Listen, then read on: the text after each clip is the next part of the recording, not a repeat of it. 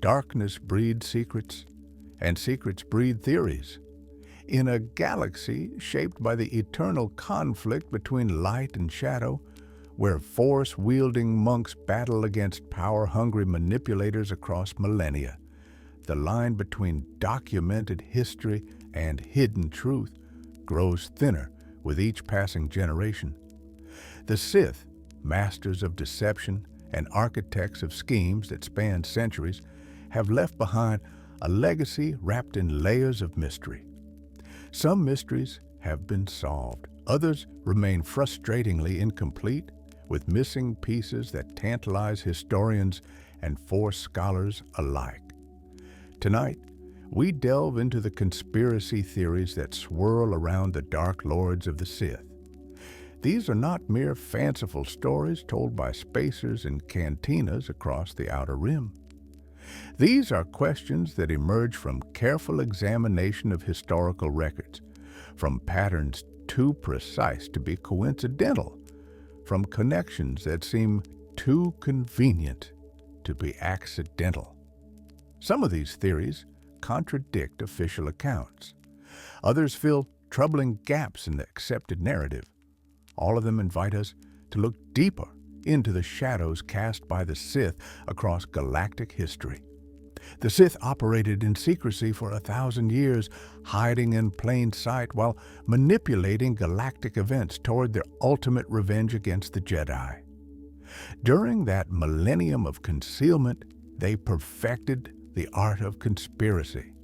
They learned to move unseen, to influence without being noticed, to plan across generations while maintaining absolute secrecy.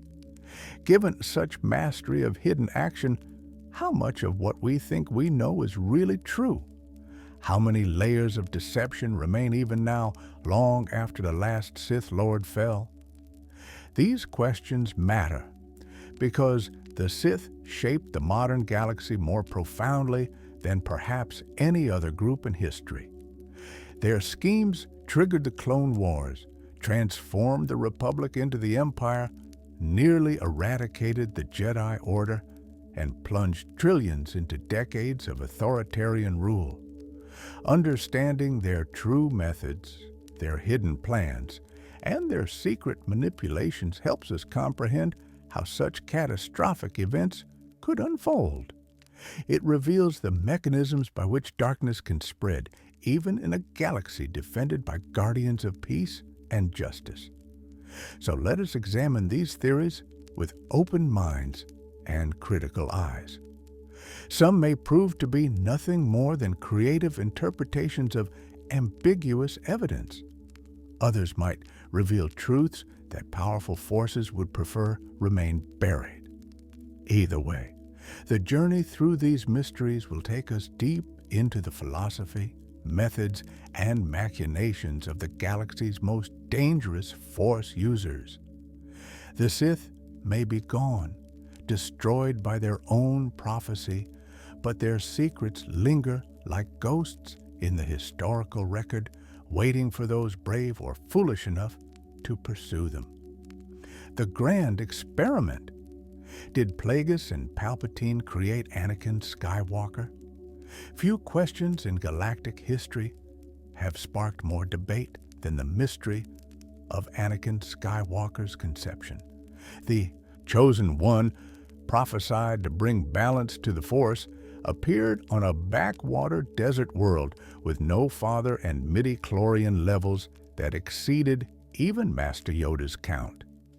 His mother, Shmi Skywalker, a slave on Tatooine, maintained throughout her life that there was no father. She carried no deception in her words, no hidden knowledge of forbidden affairs. She simply became pregnant, impossibly, with a child destined to reshape the galaxy. The official explanation suggests that the Force itself conceived Anakin as a response to the growing power of the dark side. The midi-chlorians, those microscopic organisms that connect living beings to the Force, supposedly acted on their own to create a vergence of unprecedented strength. This interpretation positions Anakin's birth as a cosmic balancing mechanism, the will of the Force made manifest in physical form to counter the rising threat of the Sith. But there exists another interpretation, one supported by tantalizing clues scattered throughout the historical record. This theory proposes that Darth Plagueis the Wise and his apprentice, Darth Sidious, directly caused Anakin Skywalker's conception through dark side experimentation with midi-chlorian manipulation. In this reading, the Chosen One was not the Force's answer to the Sith, but rather the Sith's attempt to create ultimate power, an attempt that backfired spectacularly when the midi-chlorians rebelled against such violation. The evidence begins with Palpatine's own words to Anakin during that pivotal moment in the galaxy's Opera House on Coruscant. Speaking of his master, Palpatine revealed that Darth Plagueis had achieved such mastery over the dark side that he could influence midi-chlorians to create life. This was not mere theoretical knowledge. Plagueis had actively experimented with this power, successfully creating life where none had existed before. He could manipulate the fundamental building blocks of Force sensitivity, bending midi-chlorians to his will in ways that the Jedi would consider impossible or forbidden. Historical records from Plagueis' own journals recovered after his death describe extensive experimentation on the moon Sojourn. There, working in concert with his apprentice Sidious, around 42 years before the Battle of Yavin, Plagueis attempted to influence midi-chlorians on a grand scale.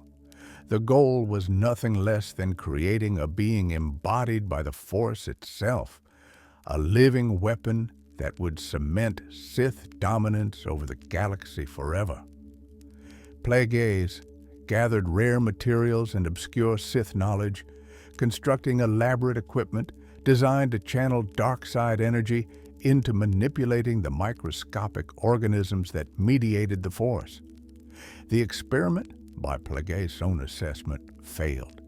His attempts to force midi-chlorians to create life according to his specifications resulted in the complete destruction of his test subjects. No engineered Chosen One emerged from his laboratories. Frustrated but undeterred, Plagueis continued his research, convinced that he was close to a breakthrough that would grant him the power to create and preserve life at will. This was the secret to immortality he sought, the ability to use midi-chlorians to sustain and renew his own body indefinitely. Then, approximately 10 years after Plagueis declared his experiment a failure, a young boy appeared on Tatooine. This child possessed a midi-chlorian count exceeding 20,000 per cell, more than any Jedi in recorded history. He had been born to a woman who insisted she had no partner, no biological father to claim paternity. The timing alone raises questions. The location, a remote world in Hutt-controlled space far from Jedi observation, seems almost deliberately chosen for its obscurity. When Qui-Gon Jinn presented Anakin to the Jedi Council, speaking of a vergence in the Force and a possible fulfillment of the prophecy, most Jedi accepted this interpretation at face value. But Plagueis himself, upon learning of the boy's existence, immediately suspected a connection to his failed experiments. According to accounts from those who knew him, the Dark Lord believed that the midi-chlorians had not merely resisted his manipulation. They had responded to it, creating Anakin as a counter to the Sith's growing power rather than as their weapon. This interpretation transforms Anakin's conception from a miraculous event into a cosmic rebellion. The midi-chlorians, presented by Plagueis and Sidious with a vision of Sith domination perpetuated through their controlled creation, rejected such violation of their nature. Instead of submitting to the will of the Dark Lords, they acted independently to create a being who would ultimately destroy the Sith. The Force pushed back against those who sought to control it, using the very techniques Plagueis developed to engineer his and Sidious's eventual downfall. Supporting this theory is the documented relationship between Plagueis and Sidious during the critical period. The two Sith Lords worked in close collaboration on Force experimentation throughout Sidious's apprenticeship. Palpatine himself participated in the experiments, learning the techniques even if he never fully mastered them to Plagueis' level. When Sidious eventually murdered his master, he knew enough about midi-chlorian manipulation to continue pursuing immortality through cloning and essence transfer. But he never achieved the same level of understanding that Plagueis possessed. There exists a darker variation of this theory, one that places even more direct responsibility on Palpatine himself. In early drafts of the script for Revenge of the Sith, a scene existed in which Palpatine explicitly claimed to have created Anakin. While speaking to the newly christened Darth Vader, Palpatine would have revealed that he used the Force to manipulate midi-chlorians within Shmi Skywalker's womb, creating Anakin as part of a plan formulated years before the boy's actual birth. Though this scene was ultimately cut and never made it into the final film, its existence in the creative process suggests that at one point, Anakin's artificial creation by the Sith was considered canonical. The Darth Vader comic series, published in 2017, added further intrigue to this question. In a pivotal sequence, Vader enters a dark side vergence where he experiences a vision. Within this vision, he sees imagery that could be interpreted as Palpatine manipulating the Force to create him. The panel layout suggests a direct connection between Sidious and Anakin's conception, though the ambiguous nature of Force visions means this could represent symbolic truth rather than literal fact. What makes this conspiracy theory particularly compelling is how well it explains Palpatine's unusual interest in Anakin from the very beginning. The Supreme Chancellor took a personal interest in the young slave boy from Tatooine, maintaining contact with him throughout his childhood and adolescence. Palpatine positioned himself as a father figure, offering guidance and support in ways that exceeded normal political friendships. He manipulated situations to ensure Anakin remained close, engineering events that would increase the young Jedi's dependency on him.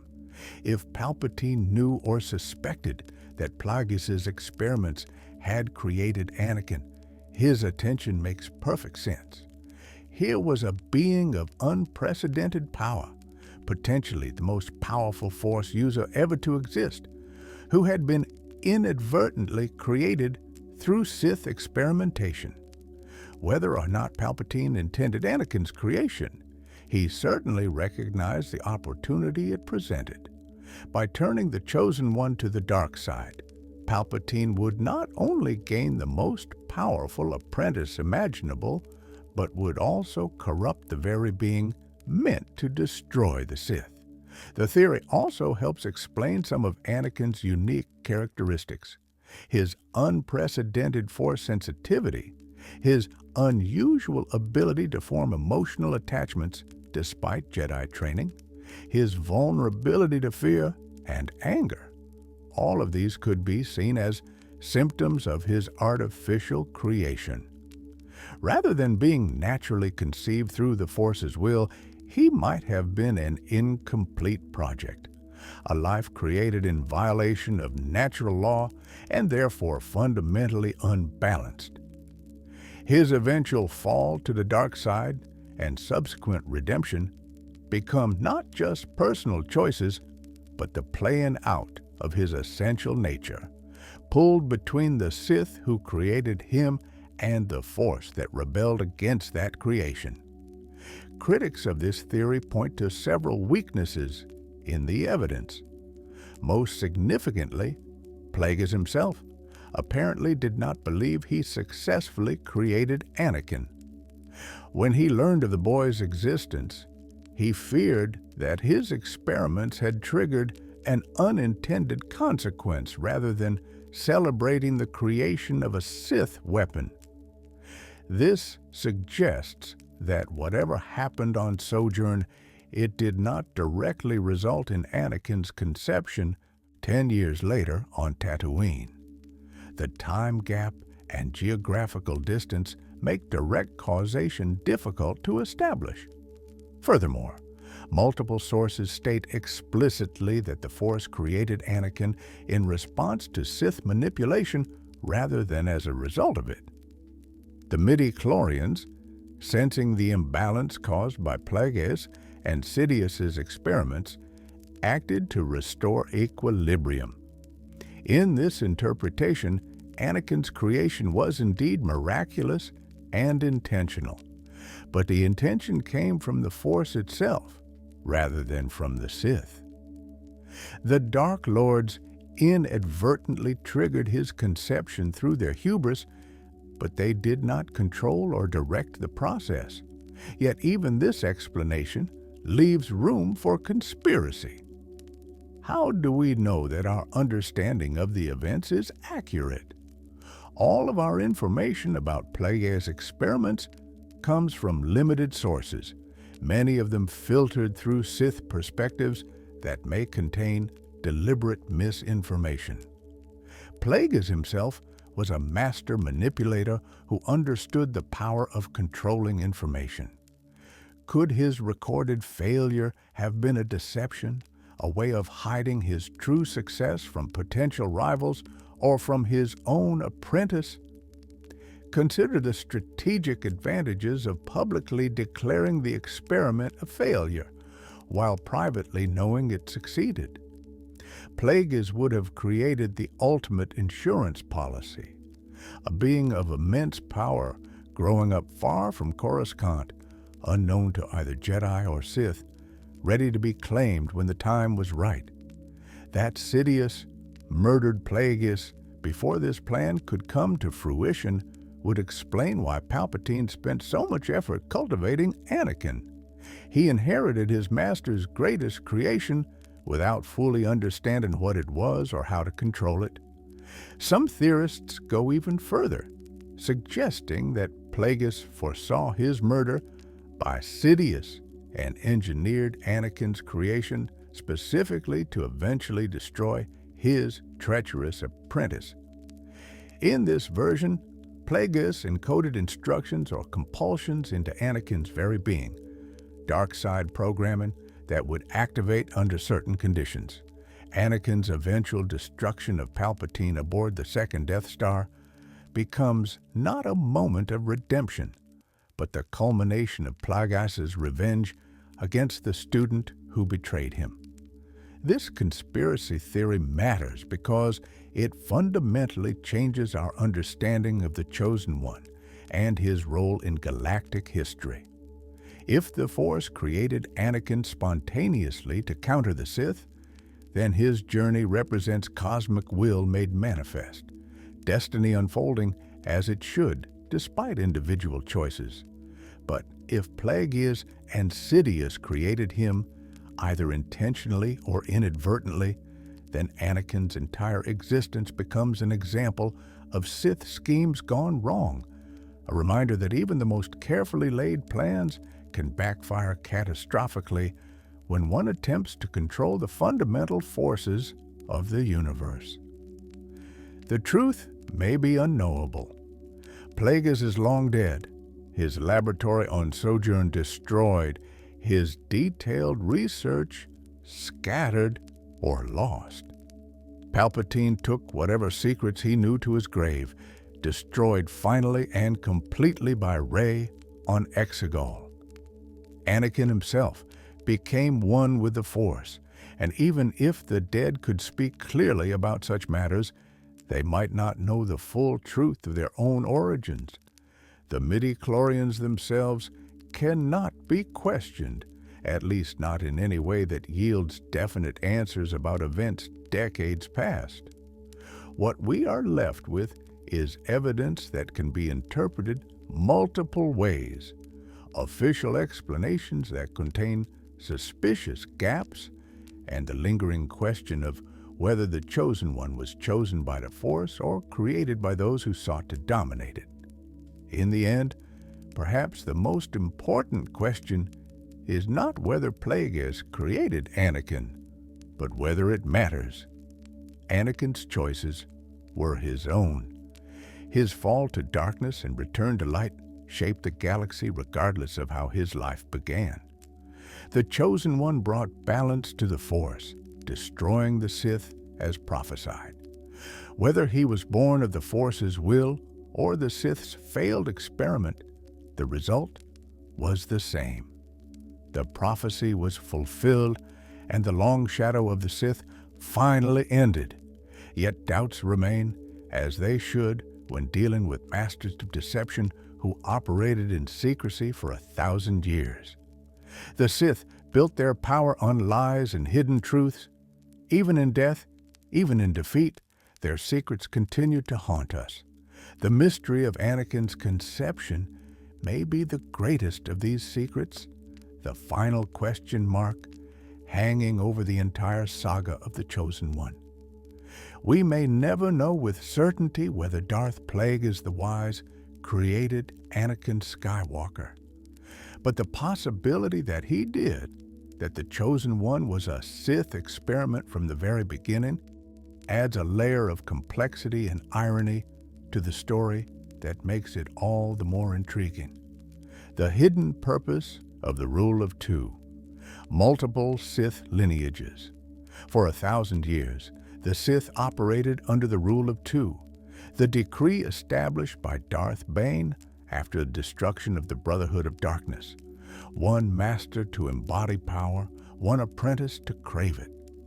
This simple framework supposedly ensured Sith survival through secrecy, while concentrating dark side power in fewer, stronger practitioners.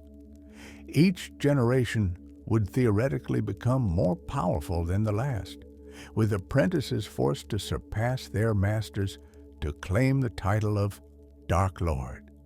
Eventually, this accumulated power would allow the Sith to overthrow the Jedi and rule the galaxy. This explanation appears in historical records taught by Sith holocrons and confirmed by the testimony of those who knew Bane's philosophy. Yet several troubling questions arise when examining the Rule of Two's practical implementation. How could such a fragile system survive for a millennium? What happened if both Sith died simultaneously, leaving no one to continue the tradition? Why would any Sith truly commit to a rule that guaranteed their own eventual murder? These questions have given rise to provocative conspiracy theory that Darth Bane never intended the Rule of Two to limit the Sith to only 2 practitioners. According to this theory, Bane established multiple secret Sith lineages, each believing themselves to be the sole inheritors of the Sith legacy. Rather than placing all hope in a single master-apprentice pairing, Bane created a network of competing Sith lines that operated independently, unknowing of each other's existence.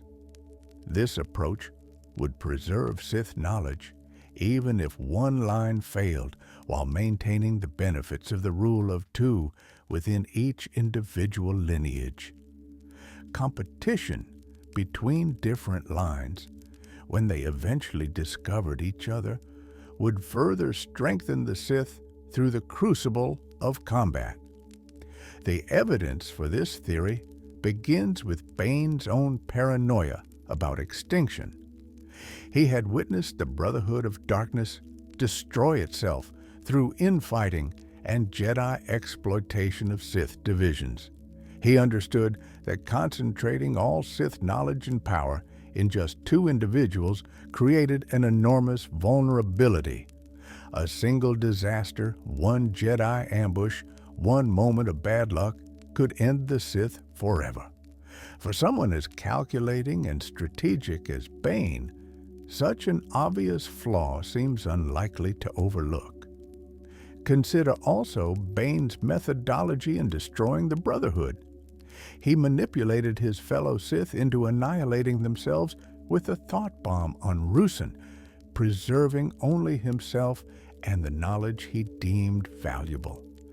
This demonstrates both his willingness to deceive other Sith and his understanding that dramatic gestures could hide deeper strategies. What if the public establishment of the rule of two was itself such a gesture, a visible structure meant to convince the Jedi that the Sith threat had been reduced to a manageable level while the true extent of Sith survival remained hidden? Historical anomalies support the possibility of multiple Sith lines. Throughout the 1,000-year period between Bane and Sidious, records exist of dark side practitioners who seem to possess Sith training, but who don't fit neatly into the known master-apprentice succession. The Jedi classified these individuals as fallen Jedi, or independent dark side adepts. But what if some represented members of alternate Sith lineages that briefly surfaced before being destroyed or driven back into hiding? The theory gains further credibility when examining how the Rule of Two handles succession crises. Official Sith doctrine holds that an apprentice proves worthy of mastery by killing their teacher. But this creates obvious problems. What if the apprentice kills the master before learning everything? What if the master dies accidentally before fully training their student? What if both die in combat against the Jedi? A single line of succession offers no backup, no insurance against failure. Bane, who demonstrated extraordinary strategic thinking in reforming the Sith, would likely have planned for such contingencies. Multiple lineages solve these problems elegantly. If one line fails, others continue. If an apprentice proves inadequate, they can be eliminated without ending the Sith entirely. Competition between lines creates additional pressure for excellence beyond the master-apprentice dynamic within each line. The strongest line would eventually emerge triumphant, having been forged by competition, not just within their lineage, but against other Sith entirely. This approach captures the Darwinian philosophy at the heart of Sith ideology while mitigating the existential risk of the strict rule of two. Some theorists point to specific historical figures as evidence of alternate lineages. They note dark side practitioners who appeared during the millennium between Bane and Sidious, wielded significant power, yet whose connection to the main Sith line remains unclear or controversial. Could these have been members of parallel lineages, briefly revealed before being destroyed or driven back underground? The Jedi archives are incomplete on such matters, with many records lost or classified, making definitive answers impossible.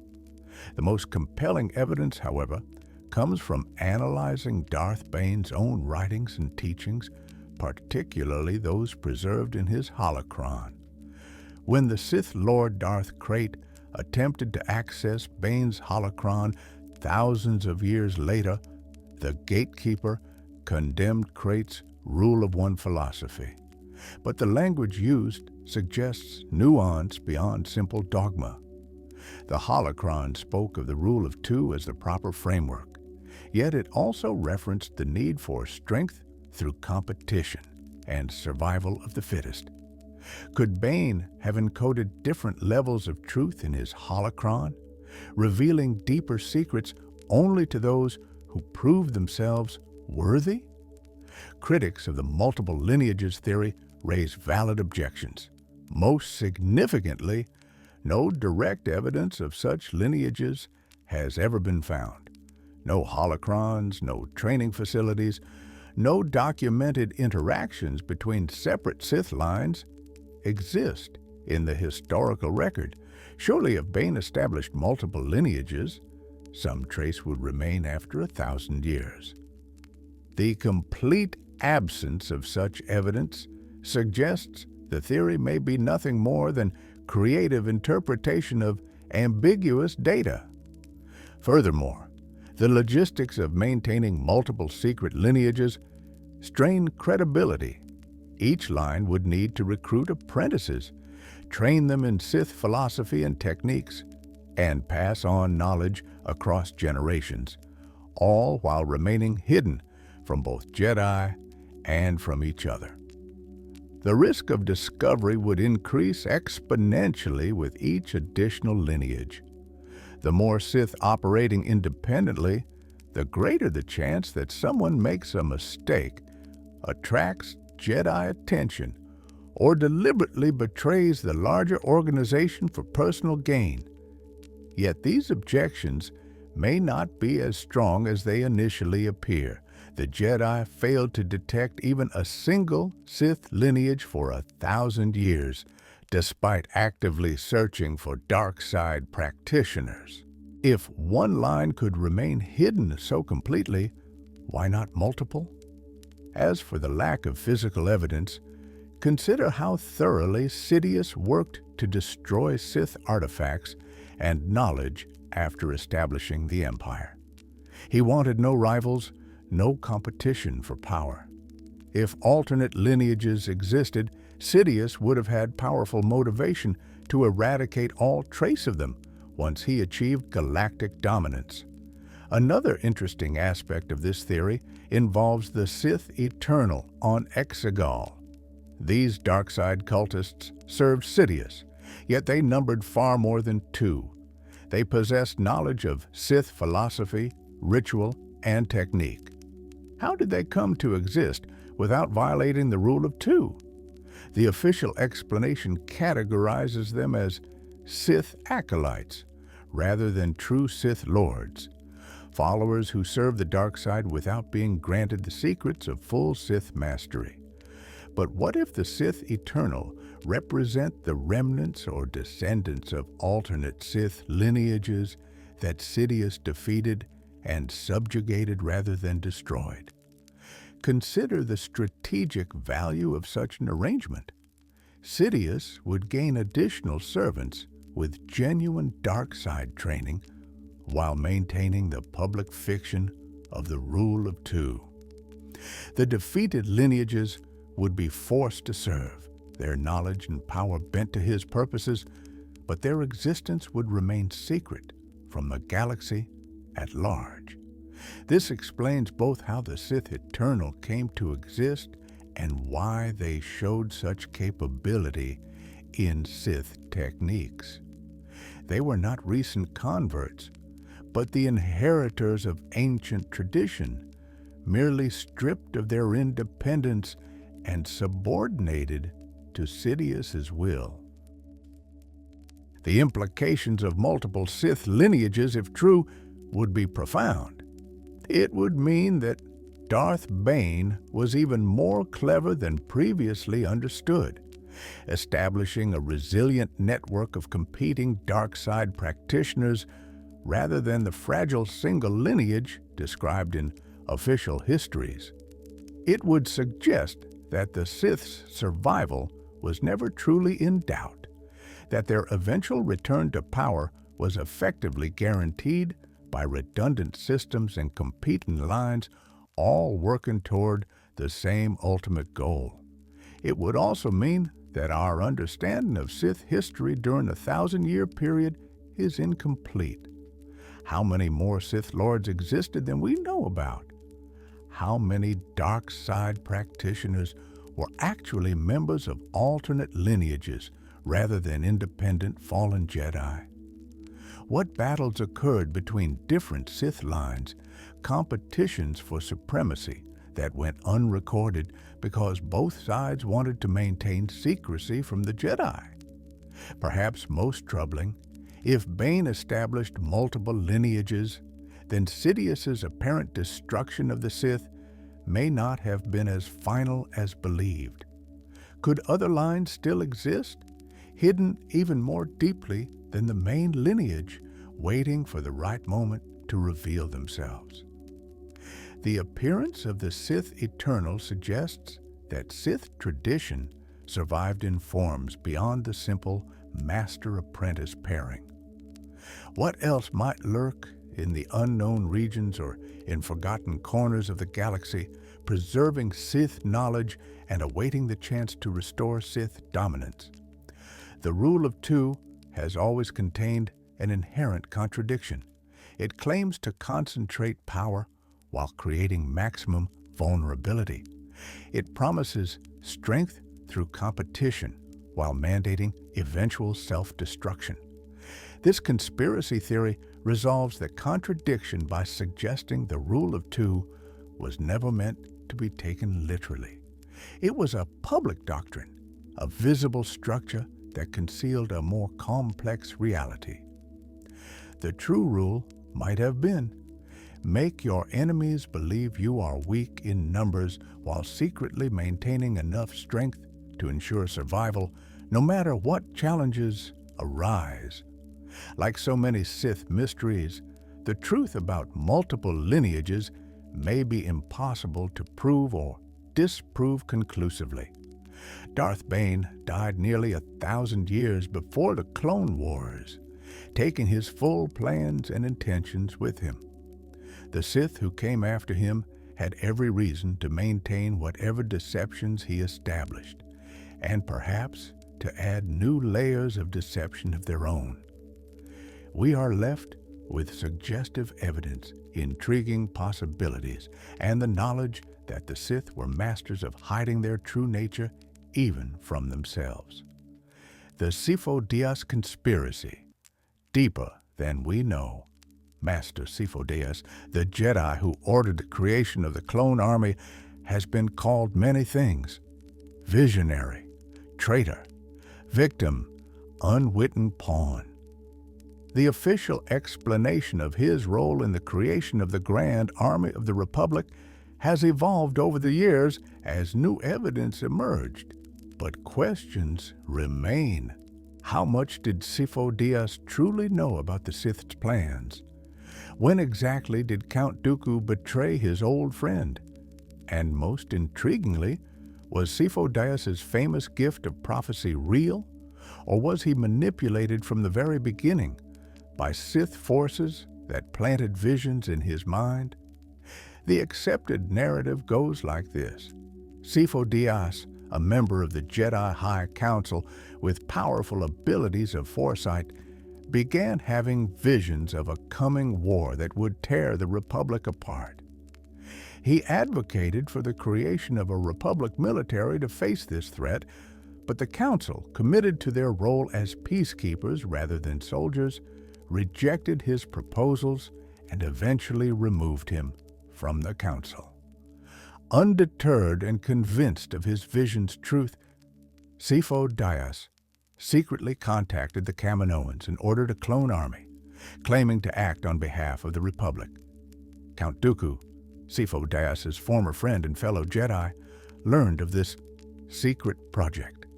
Dooku had by this time already fallen to the dark side and become Darth Tyrannus, apprentice to Darth Sidious. Seeing opportunity in Sifo Dyas's unauthorized clone army, Dooku arranged his friend's murder, hiring the Pike Syndicate to shoot down Sifo Dyas's shuttle over Obadiah. With Sifo Dyas dead, Dooku and Sidious took over funding for the clone project, selected Jango Fett as the genetic template, and inserted Order 66 into the clones' behavioral programming. The Jedi's own attempt to prepare for war became the weapon that would destroy them. This story positions Sifo Dyas as a tragic figure, a Jedi whose genuine attempts to protect the Republic were corrupted by the Sith into instruments of the Jedi's destruction. But several elements of this narrative don't quite add up, giving rise to alternative theories about Sifo Dyas's true role in the conspiracy. Chief among these is the question of whether his visions were authentic prophecy or Sith-induced manipulation designed to create the clone army through a seemingly innocent Jedi intermediary. Consider the nature of Sifo Dyas's visions. He foresaw war, specifically the Clone Wars, with remarkable accuracy. Such precision in Force visions is extremely rare. Most Force-induced prophecies are vague, symbolic, open to interpretation. Anakin Skywalker's visions of Padme dying in childbirth were powerful, but gave him no useful information about when, how, or why it would happen. The prophecy of the Chosen One had been debated for generations, with no consensus on its meaning. Yet, Sifo Dyas somehow knew, years in advance, that a massive military conflict would require the Republic to have an army, and he knew this with sufficient certainty to commit enormous resources to creating that army. This specificity becomes even more suspicious when we examine the timing. Sifo Dyas approached the Kaminoans in 33 BBY, beginning the clone army's creation. The Trade Federation's blockade of Naboo, the event that set in motion the chain leading to the Clone Wars, occurred in 32 BBY. The actual Clone Wars began in 22 BBY. This means Sifo Dyas foresaw events that wouldn't occur for over a decade and took concrete action based on those visions, despite lacking council support or official authorization. Now, consider who benefited from Sifo Dyas's actions. Not the Jedi, who were led into a war that decimated their ranks and corrupted their purpose. Not the Republic, which was transformed into the Empire through the mechanisms of the war. The sole beneficiary was Darth Sidious, who used the clone army to execute Order 66 and establish himself as Emperor. That the entire conspiracy hinges on a single Jedi having oddly specific visions about future events, visions that just happen to align perfectly with Sith objectives, seems remarkably convenient. The conspiracy theory emerging from this analysis suggests that Sifo Dyas's visions were not natural prophecy, but were instead planted in his mind by Sith sorcery. Darth Plagueis or Darth Sidious, masters of dark side manipulation, could have used their power to induce false visions in a Force-sensitive Jedi, especially one already predisposed toward seeing future conflicts.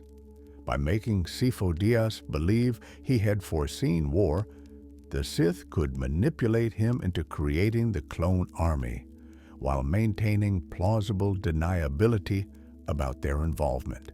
This approach would align perfectly with Sith philosophy about using the enemy's own strength against them, rather than overtly creating a military force which would attract immediate Jedi attention and Republic scrutiny.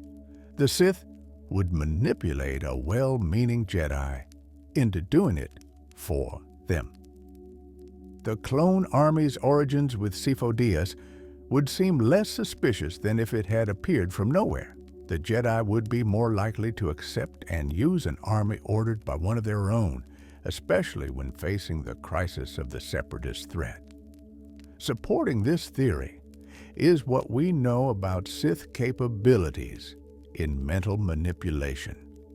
Palpatine demonstrated throughout his career an extraordinary ability to influence thoughts, plant suggestions, and manipulate perceptions without his targets realizing what was happening. He turned Anakin Skywalker to the dark side through patient manipulation over years, made the Jedi unable to sense the Sith Lord sitting in their midst as Supreme Chancellor, and convinced the entire Republic Senate to grant him emergency powers despite obvious warning signs. If he could accomplish all that, planting visions in a Force-sensitive Jedi's mind seems well within his capabilities. The timeline also supports Sith involvement from the beginning. Darth Plagueis was still alive when Sifo-Dyas began having his visions. Plagueis and his apprentice Sidious were in the midst of their long-term planning for Sith domination, working out the details of how to destroy the Jedi and seize control of the galaxy. The clone army became a crucial element of their plan, but they needed a way to create it without revealing their involvement. Using Sifo-Dyas as an unwitting agent solves this problem perfectly. Furthermore, Count Dooku's relationship with Sifo-Dyas becomes much more interesting through this lens.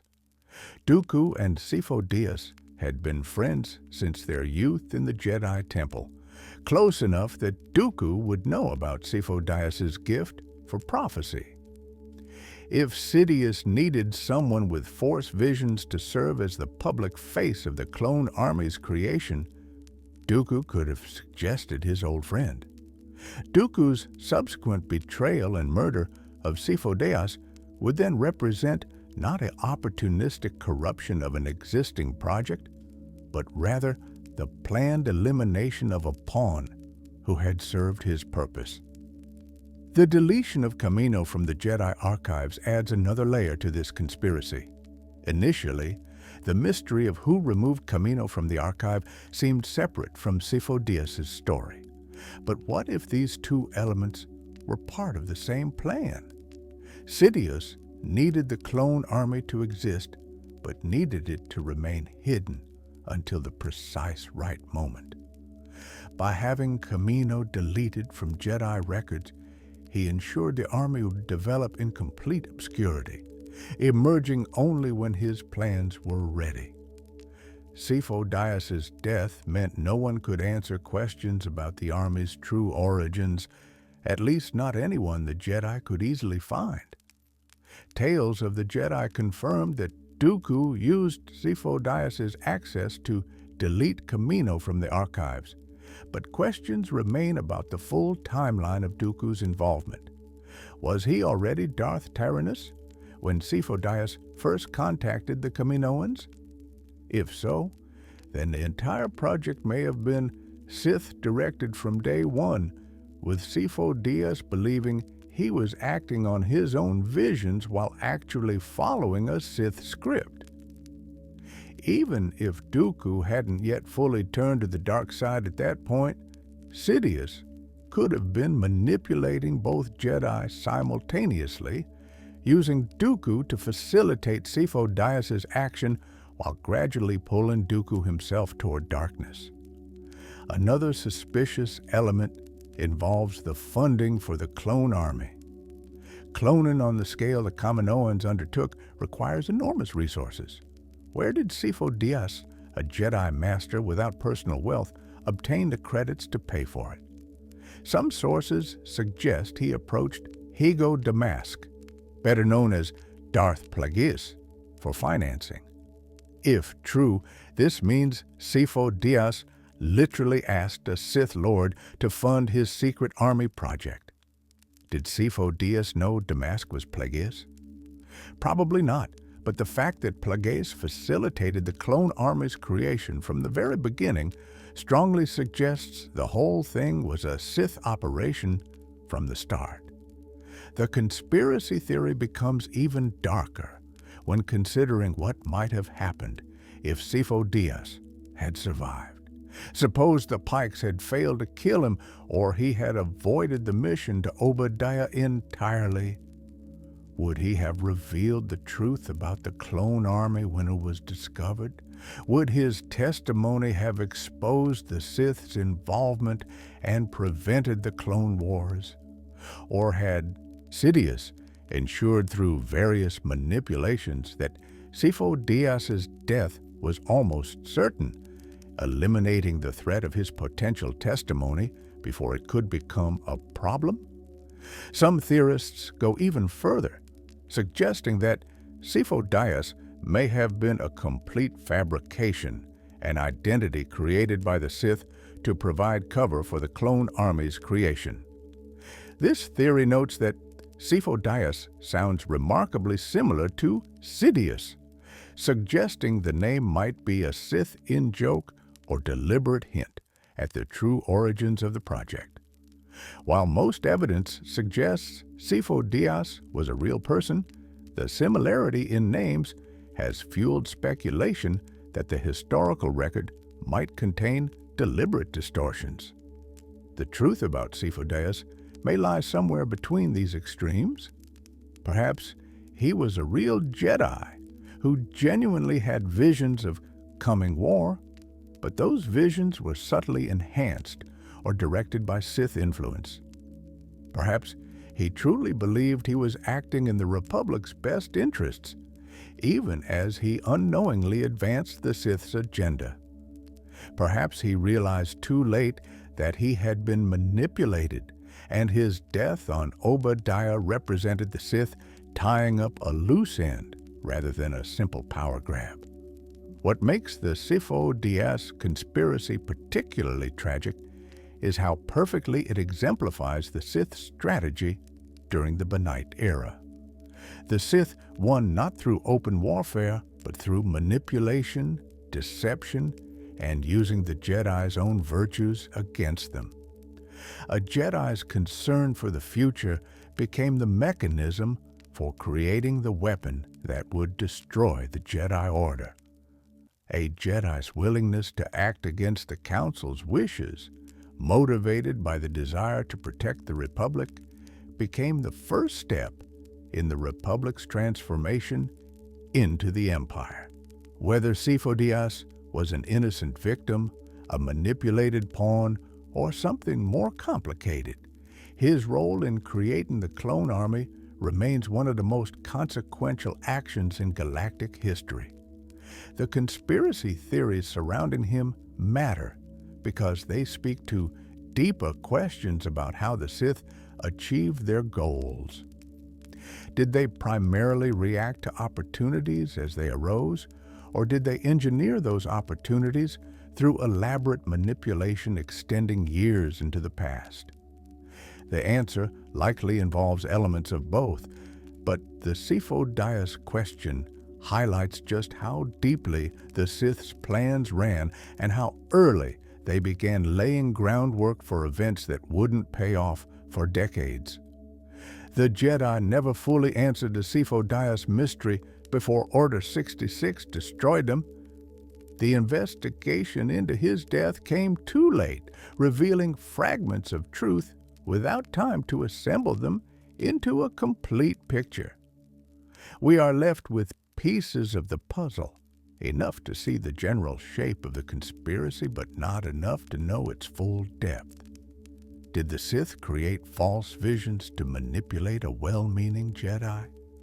Or did they simply exploit authentic prophecy that happened to align with their plans? Like so much involving the Sith, the answer may be both simpler and more complex than we imagine, a mixture of careful planning and opportunistic adaptation that makes it impossible to separate deliberate conspiracy from convenient coincidence. When Emperor Palpatine returned in the final confrontation on Exegol, the galaxy reeled with shock and disbelief. Darth Sidious, thrown down a reactor shaft aboard the second Death Star by his own apprentice, had somehow survived complete physical destruction to emerge decades later in a decaying clone body, surrounded by thousands of cultists who had apparently served him in secret throughout the entire intervening period. The official explanation attributes his return to essence transfer, a dark side technique allowing a Sith to project their consciousness into a prepared vessel at the moment of death. But this explanation, while technically accurate, raises more questions than it answers. How did Palpatine arrange for clone bodies to be waiting on Exegol before his death? How did the Sith eternal cult come to exist in sufficient numbers to build an entire fleet of Star Destroyers? Why were they so organized, so committed, so capable if they had only recently been assembled? The conspiracy theory surrounding Palpatine's return suggests something far more elaborate than a contingency plan thrown together in the final years of the Empire. It proposes that the Sith Eternal represents not a recent creation, but rather an ancient organization, possibly predating even Palpatine himself, dedicated to ensuring Sith survival through any catastrophe. According to this theory, the Sith Eternal traces its origins back centuries, perhaps even to the time of Darth Bane. As the Sith went underground following Bane's reformation, they would have needed more than just 2 Force users to maintain their goals of galactic domination. They would need infrastructure, resources, loyal servants who could act in the physical world while the 2 Sith Lords operated in the shadows. The Sith Eternal, in this interpretation, served as that infrastructure, a permanent organization of dark side devotees who pledged loyalty not to individual Sith Lords, but to the Sith cause itself. This reading transforms our understanding of how the Benite Sith actually functioned.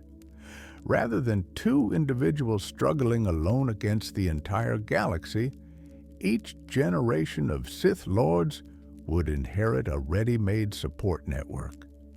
The Sith Eternal would provide financing, intelligence gathering, technological development, and other essential services that 2 people alone could never accomplish. They would maintain continuity between different generations of Sith, preserving knowledge and resources even as individual masters and apprentices rose and fell. Evidence for this theory begins with the Sith Eternal's remarkable capabilities.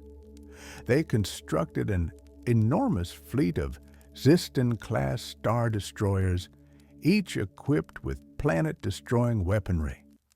They maintained massive cloning facilities capable of preserving Palpatine's essence across decades. They possessed detailed knowledge of Sith rituals, philosophy, and history that would take generations to accumulate. All of this suggests an organization with deep roots and long experience, not a hastily assembled cult. The Sith Eternal's location on Exegol also carries significance. This hidden world in the unknown regions contained ancient Sith temples and artifacts predating Palpatine's reign. The cultists didn't build their base from nothing. They occupied and expanded existing Sith facilities, suggesting their presence on Exegol extended back many years, possibly centuries. Archaeological evidence from the ruins indicates multiple generations of construction and habitation, with the oldest structures dating to the Old Republic era. Furthermore, the Sith Eternal demonstrated an understanding of Sith doctrine that exceeded what could be learned in a single generation. They spoke of ancient Sith Lords by name, performed elaborate rituals requiring precise knowledge of dark side techniques, and maintained strict hierarchies based on traditional Sith social structures. This knowledge had to come from somewhere, passed down through careful teaching over long periods. It couldn't simply have been invented or improvised in the few decades of Palpatine's reign as Emperor. The theory gains additional support when examining Palpatine's preparations for immortality. He didn't begin experimenting with cloning and essence transfer after becoming emperor. Evidence suggests he started these projects much earlier, possibly even during his time as Sidious the Apprentice. The Imperial cloning program, Project Necromancer, and various genetic experiments all point to decades of sustained research into cheating death. But Palpatine couldn't have conducted all this research alone. He needed scientists, facilities, test subjects, funding. The Sith Eternal would have provided all of this, working behind the scenes throughout Palpatine's rise to power. Consider also the speed with which the Sith Eternal mobilized after Palpatine's return. They had a fully functional fleet ready, trained crews prepared to operate complex warships, and a sophisticated command structure already in place. This level of organization cannot be created overnight or even in a few years. It requires generations of preparation, with parents training children who train grandchildren, all working toward the eventual day when the Sith would reveal themselves again. The Sith Eternal didn't appear when Palpatine returned. They had always been there, waiting for their Dark Lord to need them. Some variations of this theory propose that the Sith Eternal existed even before the Benite Reformation, dating back to the original Sith Empire thousands of years earlier. When the ancient Sith civilization fell, not all Sith died or fled to the unknown regions with Vitiate. Some remained behind, going deep underground, preserving Sith knowledge and waiting for opportunities to restore Sith power. Over millennia, this underground network evolved into the Sith Eternal, adapting to changing circumstances while maintaining their core dedication to the dark side. This interpretation explains several otherwise puzzling aspects of Sith history. How did Bane's lineage maintain secrecy so effectively for 1,000 years? Perhaps because they had the Sith Eternal working to cover their tracks, eliminate evidence, and misdirect Jedi investigations. How did various Sith Lords throughout history obtain rare artifacts, forbidden knowledge, and resources necessary for their schemes? The Sith Eternal would have maintained hidden repositories of such materials, accessible to whichever Sith Lord currently led the organization. The conspiracy deepens when we consider Palpatine's relationship with the Sith Eternal. Was he truly their master, or did he serve them? The cultists on Exegol chanted ancient Sith names, venerated long-dead Dark Lords, and seemed to view Palpatine as merely the latest incarnation of eternal Sith power, rather than as an individual to be obeyed. When Palpatine declared himself the vessel for all Sith who had ever lived, was this metaphor or literal truth? Could the Sith Eternal have preserved not just knowledge, but actual fragments of consciousness from past Sith Lords, using Palpatine as the host for a collective dark side entity? This possibility becomes particularly unsettling when examining what Palpatine said during the battle on Exegol. He claimed that all Sith lived within him, that striking him down would only transfer their power to Rey. If this was true rather than mere boast, it suggests the Sith Eternal had developed a method of genuine immortality for the Sith as a collective, if not as individuals. Each Sith Lord who died would add their knowledge and power to the aggregate, creating an ever-growing reservoir of dark side strength that could be accessed by future incarnations. Critics of the ancient Sith Eternal theory point out significant problems with the evidence. Most notably, No records exist of such an organization before the Imperial era. No Jedi ever discovered them despite centuries of hunting dark side cultists. No historical documents mention a secret network of Sith supporters operating throughout the galaxy during the Banite period. The complete absence of any reference to the Sith Eternal before Palpatine's time suggests they were indeed a recent creation rather than an ancient institution. Additionally, the logistics of maintaining such an organization across centuries strain credibility. How would thousands of cultists remain hidden while conducting the massive industrial operations necessary to build Star Destroyer fleets? How would they recruit new members without attracting attention? How would they maintain doctrinal purity and organizational cohesion over multiple generations without fragmenting into competing factions? The practical challenges of running a secret dark side cult for centuries while building superweapons seem almost insurmountable. Yet, defenders of the theory offer counterarguments. The unknown regions provided perfect cover for Sith Eternal operations. These vast, unmapped areas beyond known space contained countless worlds where the Sith could operate without fear of discovery. The Jedi never thoroughly explored the unknown regions, focused as they were on the known galaxy. An organization based in this frontier could grow to enormous size while remaining completely undetected by Republic authorities or Jedi investigators.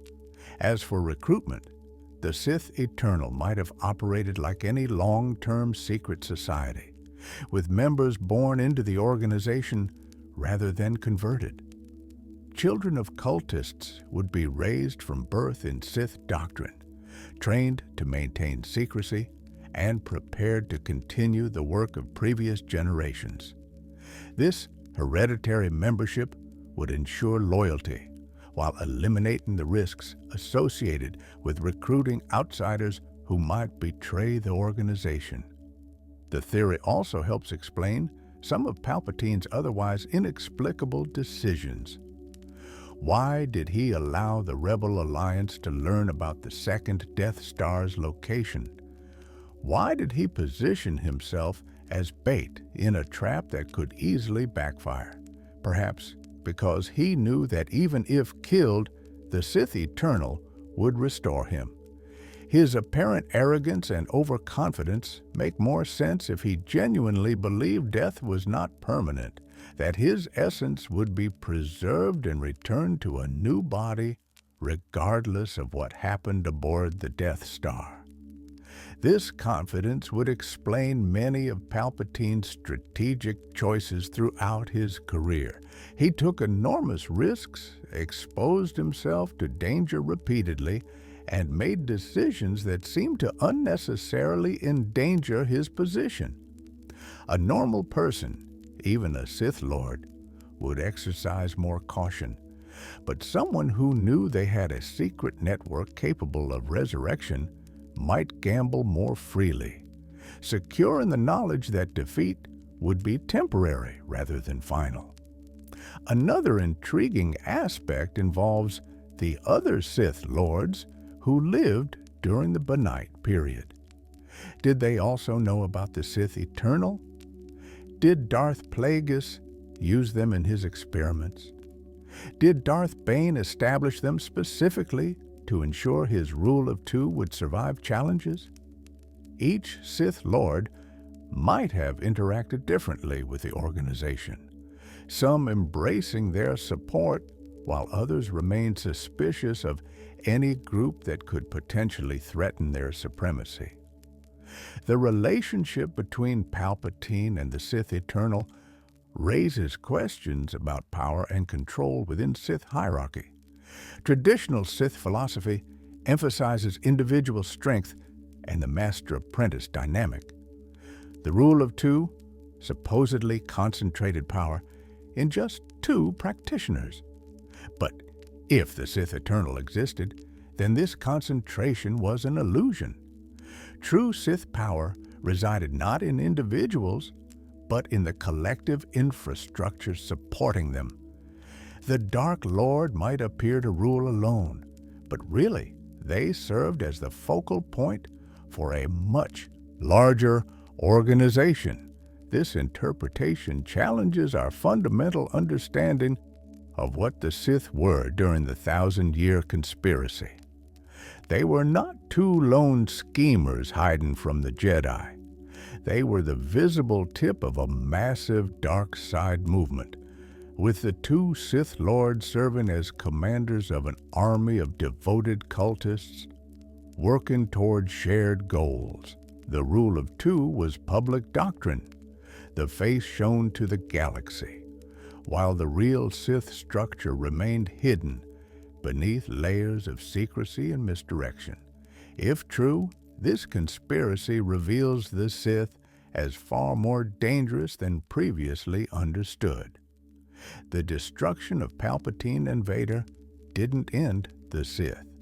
It merely eliminated the current leadership of an organization that continued to exist and function. The Sith Eternal survived on Exegol, maintaining their facilities, building their fleet, and preparing for their master's return. And if the Sith Eternal survived Palpatine's first death, might they survive his second? Could fragments of the organization still exist, scattered throughout the unknown regions, waiting for yet another opportunity to restore Sith dominance over the galaxy? The implications are profound and troubling. It suggests that the Sith cannot be defeated by killing their leaders.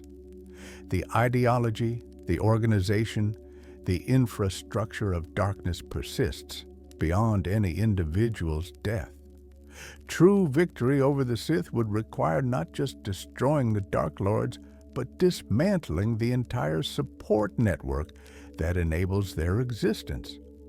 As long as the Sith Eternal or organizations like them exist, the possibility remains that the Sith could return again and again and again, an eternal cycle of darkness that cannot be broken merely by defeating individual practitioners, ancient holocrons, and manipulated knowledge.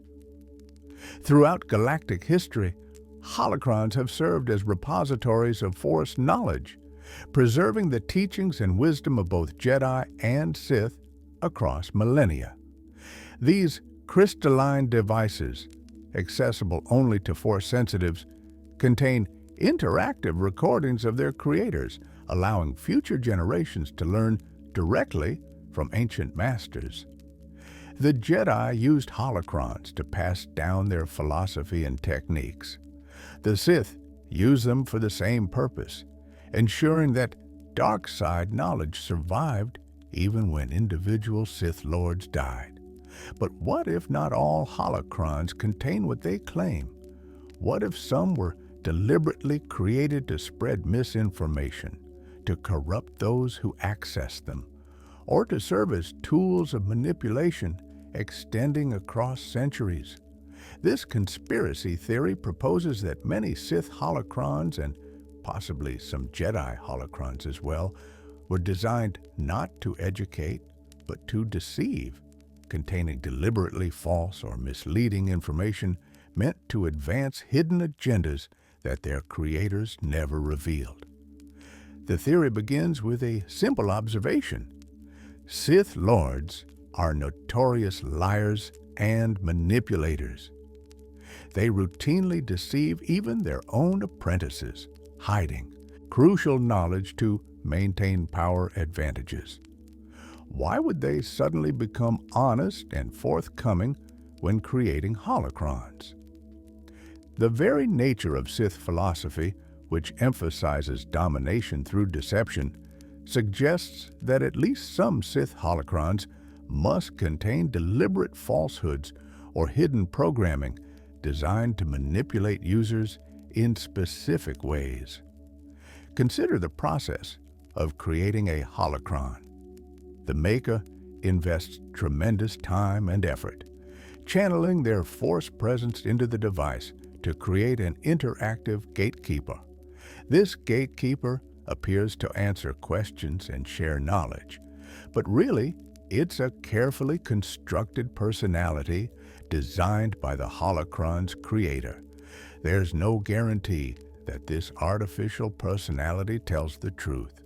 In fact, a clever Sith Lord might deliberately program their gatekeeper to lie about certain topics, to omit crucial information, or to emphasize teachings that would lead future Sith down paths that serve the original creator's posthumous interests. Historical evidence supports this possibility.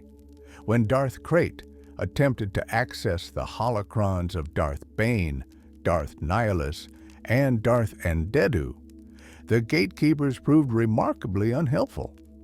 They condemned Krayt's rule of one philosophy, refused to provide assistance, and in some cases, actively worked against him.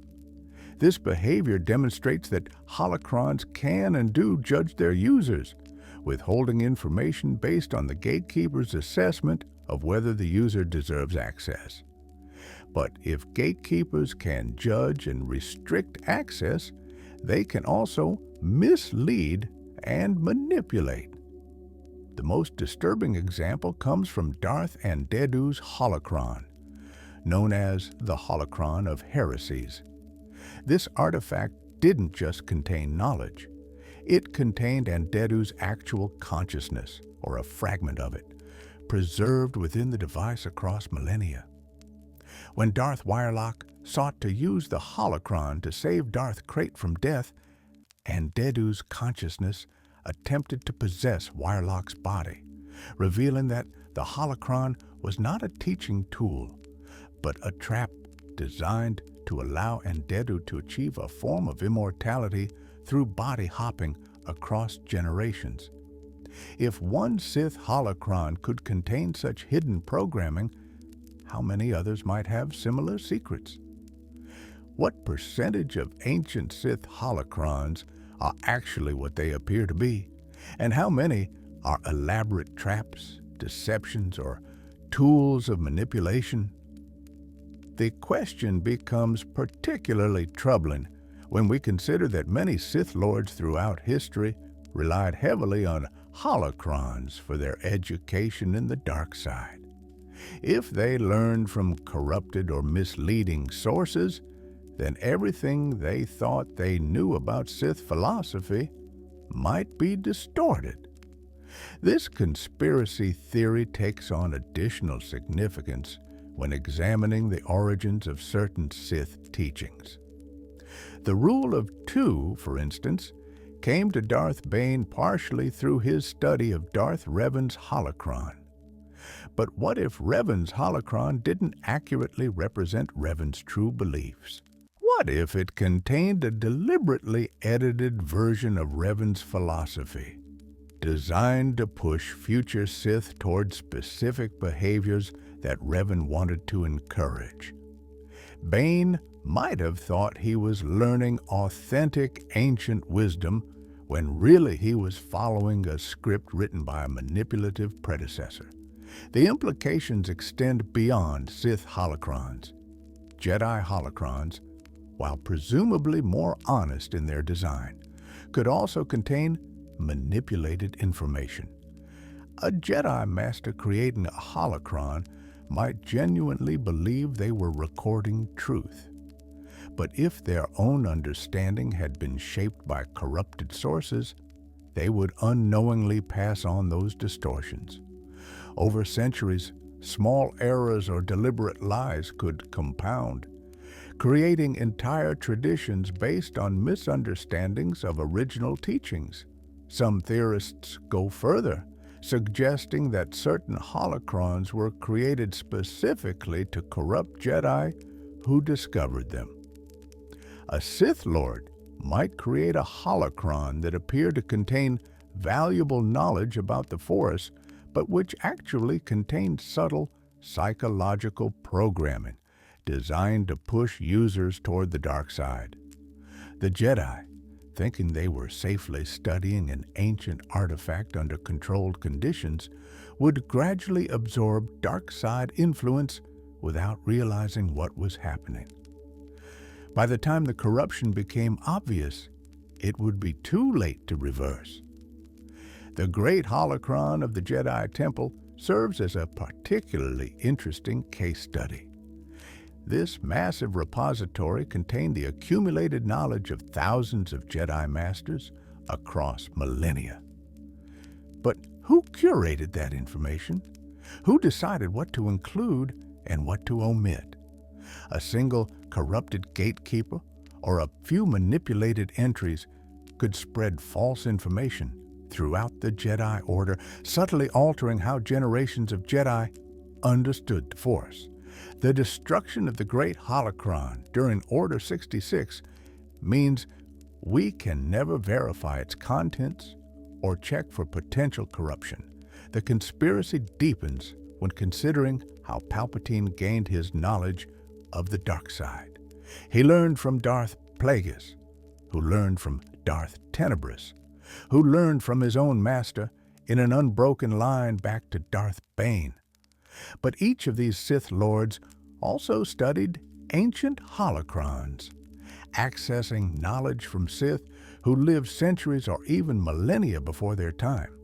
If any of those holocrons contained deliberate misinformation, then every Sith Lord in the lineage who studied them would carry that corruption forward, compounding errors across generations.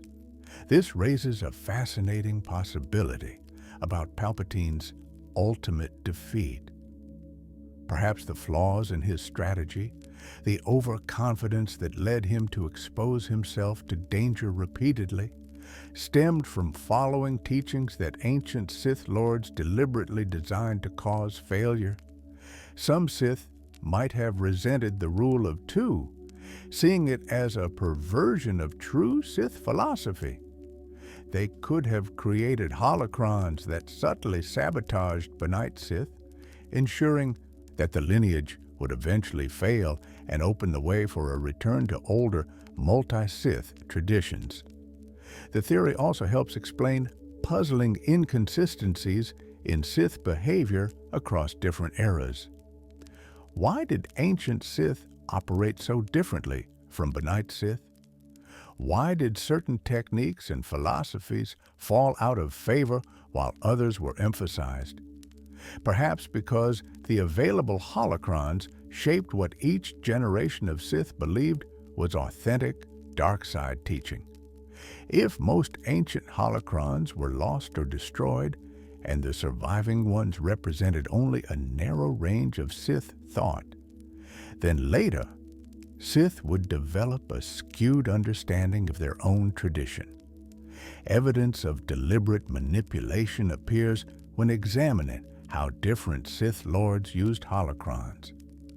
Darth Bane spent years searching for ancient Sith knowledge, eventually finding what he needed on Lehon. But Bane destroyed Revan's holocron after copying its contents. Why? Perhaps because he discovered something in the holocron that made him distrust other Sith artifacts. Some indication that not all ancient knowledge could be taken at face value. Or perhaps he wanted to ensure no one else could access Revan's teachings, maintaining his own advantage in understanding. The Jedi's relationship with Sith holocrons also reveals troubling patterns. The Jedi Temple maintained a restricted vault containing captured Sith holocrons, accessible only to Jedi Masters under strictly controlled conditions. But some Jedi Masters did access these devices, studying them in attempts to understand the enemy. How many of those Jedi were subtly corrupted by what they learned? How many developed unconscious sympathies for dark side philosophy through exposure to persuasive Sith arguments preserved in holocron form? Count Dooku's fall to the dark side might exemplify this danger. As a Jedi Master with access to restricted materials, Dooku likely studied Sith holocrons as part of his research into dark side threats. Could one of those holocrons have planted seeds of doubt about the Jedi Order, slowly eroding his faith in Jedi philosophy until he became vulnerable to Sidious's recruitment? The transition from respected Jedi Master to Sith Lord rarely happens overnight. It requires long periods of gradual corruption, and Sith holocrons provide a perfect vehicle for such slow poison. The conspiracy extends to questions about holocron authentication. How did the Jedi verify that a holocron genuinely contained the teachings of the Master it claimed to represent? What prevented a clever Sith from creating a holocron that appeared ancient and authentic, but really contained entirely fabricated material? The crystalline technology of holocrons could presumably be artificially aged, and the gatekeeper personalities could be programmed to claim any history their creator desired. Without reliable methods of verification, many holocrons in both Jedi and Sith collections might be forgeries. This possibility becomes particularly troubling when we consider strategic implications. A Sith Lord could create fake Jedi holocrons containing corrupted versions of Jedi teaching, then arrange for those holocrons to be discovered by the Jedi Order. The Jedi, believing they had recovered authentic ancient knowledge, would add the fake holocrons to their archives. Future generations of Jedi would study these corrupted sources, gradually absorbing ideas that undermined true Jedi philosophy. Over centuries, this could fundamentally alter the Jedi Order from within, weakening it without the Jedi ever realizing they were under attack. Perhaps most disturbing is the possibility that holocrons could be actively malevolent in ways their creators never intended. Force-imbued objects sometimes develop a kind of semi-consciousness, especially if they contain strong imprints from dark side users. A Sith holocron exposed to centuries of dark side energy might evolve beyond its original programming, becoming something more dangerous than its creator envisioned. Such corrupted holocrons might actively seek to spread darkness, manipulating users in ways that go far beyond mere teaching or knowledge transfer. The fate of Ezra Bridger demonstrates this danger. When he began using the Sith holocron from Malachor, it corrupted him subtly but significantly, making him more aggressive, more willing to use questionable methods, more focused on power. The holocron didn't suddenly turn him into a Sith, but it influenced his thinking in ways that pushed him toward darkness. Only Kanan's intervention prevented Ezra from sliding further down that path. How many other Force sensitives throughout history were less fortunate, corrupted by holocrons without anyone noticing until it was too late? Critics of the holocron manipulation theory argue that it relies too heavily on speculation and paranoia. Most holocrons probably contain exactly what they claim to contain: the preserved teachings of their creators recorded faithfully and accurately. The alternative suggests a level of cunning and long-term planning that seems implausibly complex, even for Sith Lords. Why would ancient Sith invest enormous effort in creating deceptive holocrons that might not be discovered for thousands of years? Yet, defenders of the theory point out that Sith philosophy fundamentally embraces deception as a tool of power. For a Sith Lord facing death, creating a holocron that would manipulate future generations might be the ultimate expression of their will, a way of extending their influence across time even after their physical death. The effort required would be worthwhile if it allowed them to shape galactic events centuries or millennia into the future. In Sith thinking, such far-reaching manipulation represents the height of achievement. The truth about holocrons and their reliability may never be fully known. Many have been destroyed, their contents lost forever. Others remain hidden in forgotten archives or buried in ancient ruins, waiting to be discovered by those who may or may not understand the dangers they represent. What is certain is that knowledge itself can be weaponized, and the Sith, masters of using every available tool to gain advantage, would not hesitate to corrupt the very means by which Force knowledge was preserved and transmitted. In a war spanning millennia, information warfare through manipulated holocrons would be not just possible, but inevitable. The Jedi Covenant, dark side corruption. Within the Order, the Jedi Order has always portrayed itself as the guardian of peace and justice, standing forever vigilant against the threat of the dark side. But what if elements within the Order itself became corrupted while fighting that threat? What if, in their obsession with preventing the Sith's return, some Jedi crossed ethical lines and embraced the very darkness they claimed to oppose? This is the theory of the Jedi Covenant, a secret organization that may have operated within the Jedi Order for generations, using dark side techniques and morally questionable methods in their zealous pursuit of Sith elimination. In Legends continuity, the Covenant existed as an established fact, a secretive group of Jedi who used Jedi shadows, assassins, and spies to hunt down anything that might indicate the Sith's return. The Covenant's most notorious crime involved massacring a group of Padawans because they falsely believed one would become a Sith Lord.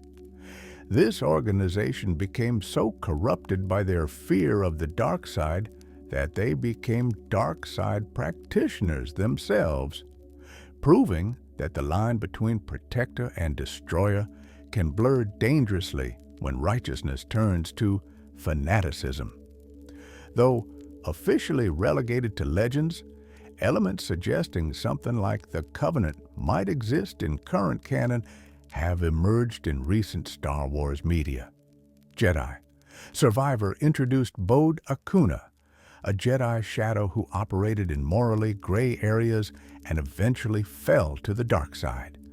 The game hinted at a larger network of Jedi who performed unsavory tasks for the Order, acting as assassins and intelligence operatives in ways that contradicted the public image of peaceful Jedi Knights. If such networks existed, they would represent exactly the kind of corruption that could give rise to Covenant-like organizations. The conspiracy theory proposes that some version of the Covenant operated throughout Jedi history, perhaps even during the Clone Wars era. This secret cabal within the Order would have pursued Sith threats with methods the mainstream Jedi Council would never officially approve. They might have used torture to extract information from dark side suspects. They might have killed Force sensitives preemptively based on visions or prophecies. They might have studied Sith techniques firsthand to better understand their enemy, in the process becoming corrupted by the very knowledge they sought to suppress. Evidence for this theory begins with suspicious gaps in the Jedi's historical relationship with the dark side. The Jedi supposedly hunted Sith and dark side practitioners for thousands of years, yet somehow Darth Bane's lineage operated undetected for a millennium. How did two Sith Lords evade discovery by 10,000 Jedi Knights for so long? The official explanation cites Sith cunning and Jedi complacency, But another possibility exists. Perhaps some Jedi did discover the Sith, but chose not to report it to the Council, instead attempting to handle the threat through unofficial, unsanctioned methods. A Covenant-like organization would explain this peculiarity perfectly. If zealous Jedi discovered evidence of Sith activity, they might decide that official channels were too slow, too cautious, too constrained by rules. They would form secret cells to combat the threat directly, using whatever methods proved necessary. Over time, these cells would develop their own protocols, hierarchies, and techniques, becoming a shadow organization within the larger Jedi Order. Their investigations into Sith methods would inevitably lead them to study and practice dark side techniques, slowly corrupting them despite their original good intentions. The Jedi Temple's restricted archives support this theory's plausibility. The temple maintained vaults containing Sith holocrons, forbidden texts, and dangerous artifacts. Access was theoretically limited to Jedi Masters under strict supervision, but reality rarely matches theory perfectly. Some Jedi Masters would have had extensive access to this material, studying it for years in the name of understanding the enemy. How many of them remained untouched by that dark knowledge? How many gradually adopted Sith philosophies while convincing themselves they remained firmly on the light side? Count Dooku's fall becomes more interesting through this lens. Before becoming Darth Tyrannus, Dooku was a celebrated Jedi Master known for his scholarship and combat prowess. He had access to restricted materials and maintained relationships with controversial figures, even while still a Jedi. What if Dooku was involved with something like the Covenant? What if his increasing disillusionment with the Jedi Order stemmed partly from witnessing the Order's hypocrisy, seeing how they claimed moral superiority while secretly employing the same dark methods they condemned in the Sith? Dooku's apprentice, Qui-Gon Jinn, also displayed characteristics that might connect to Covenant activity. Qui-Gon frequently acted against the Council's wishes, trusted his instincts over official doctrine, and maintained an unusually pragmatic approach to the Force. His willingness to bend or break rules to achieve what he saw as the greater good mirrors the kind of moral flexibility that Covenant operatives would need. Could Qui-Gon have been recruited into such an organization, or at least exposed to its methods through his master? The Jedi's use of assassination during the Clone Wars provides compelling evidence that at least some Jedi operated in ethical gray zones. The Council dispatched Quinlan Vos to assassinate Count Dooku, a mission that required Vos to embrace the dark side as cover. The mission failed and nearly destroyed Vos, but the fact that the Council approved such a plan demonstrates their willingness to use questionable methods when desperate. If they sanctioned assassination during the war, what else might they have sanctioned in secret during times of peace? Mace Windu's characterization adds another layer to this theory. Windu developed Va-Pad, a lightsaber form that channels the user's inner darkness and comes dangerously close to the dark side. He demonstrated willingness to use harsh methods, as seen when he immediately moved to execute Palpatine rather than arrest him for trial. Windu represented the Jedi at their most pragmatic and ruthless, willing to do what needed doing regardless of philosophical niceties. He might have served as the Council's link to Covenant-like operations, the acceptable face of Jedi darkness. The theory becomes darker when considering what the Covenant might have done to Force-sensitive children. If the organization operated on the principle of preventing potential dark side users from ever emerging, they might have identified children with troubling visions or unusual Force signatures and eliminated them before they could become threats. Such preemptive killing would be absolutely contrary to Jedi philosophy, yet fanatical zealots convinced they were preventing a Sith resurgence might rationalize it as necessary sacrifice. This possibility casts Anakin Skywalker's story in a new light. When Qui-Gon brought Anakin to the Council, some masters expressed deep concerns about training the boy. Mace Windu and Yoda both sensed danger in Anakin's future, yet they allowed his training to proceed. But what if elements within the Order wanted Anakin eliminated? What if Covenant operatives saw him as exactly the kind of threat they existed to prevent?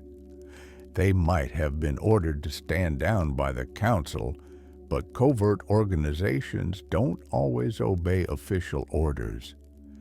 Could some of the dangers Anakin faced during his training have been assassination attempts by rogue Jedi who believed killing him would prevent the fall of the Order?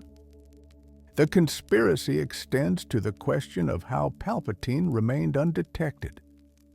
The Sith Lord operated as Supreme Chancellor on Coruscant, literally next door to the Jedi Temple, for over a decade. The Jedi Council met with him regularly. How did none of them sense his dark side nature? The official explanation cites a dark side veil clouding their perception, but another possibility exists.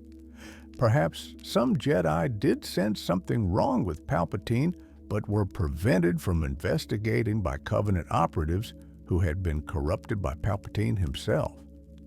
This variation of the theory proposes that Palpatine identified the Covenant's existence and systematically corrupted its members, turning the Jedi's own secret police into agents serving the Sith. These corrupted Jedi would use their positions to misdirect investigations away from Palpatine, suppress evidence of Sith activity, and ensure that any Jedi who got too close to the truth met with convenient accidents. The Order's failure to detect Sidious resulted not from general blindness, but from specific sabotage by compromised insiders. The idea of corrupted Jedi investigators gains credibility when examining how thoroughly Palpatine infiltrated Republic institutions. He had agents in the Senate, the military, the intelligence services, and countless other organizations. Why would the Jedi Order be any different? If anything, placing agents within the Jedi would be crucial to Palpatine's plans. And what better agents than Jedi who already operated in shadows, who already used morally questionable methods, who already studied dark side techniques in the name of combating them? Order 66's efficiency also supports the Covenant corruption theory. The Jedi were scattered across the galaxy during the Clone Wars, yet the clones managed to kill most of them with surprising ease. Some Jedi might have survived longer if warned, but any warning network within the Order failed to function, perhaps because Covenant operatives, compromised by Palpatine, ensured that communications were disrupted and warnings were never sent. They would have had the access and authority to prevent Jedi from helping each other during the critical hours of the Purge. Critics point out that this theory requires believing in a vast conspiracy within the Jedi Order without direct evidence. No Jedi records mention the Covenant in current canon. No survivors of Order 66 ever spoke of secret Jedi cells operating in the shadows. The theory relies on interpreting ambiguous events in the darkest possible light, seeing sinister explanations where simpler ones suffice. Maybe the Jedi failed to detect Palpatine because they were genuinely blinded, not because of internal sabotage. Maybe questionable Jedi actions during the Clone Wars were isolated incidents rather than evidence of systematic shadow operations. Yet, the theory's defenders argue that absence of evidence is not evidence of absence, especially regarding secret organizations. By definition, successful covert operations leave no traces. The Covenant, if it existed, would have been extremely careful to avoid documentation. Its members would have communicated through untraceable channels, kept no records, and ensured plausible deniability for all operations. The very lack of evidence in this reading supports the theory by demonstrating how effectively the organization maintained secrecy. Whether or not something like the Covenant existed, the theory raises important questions about moral corruption and institutional rot.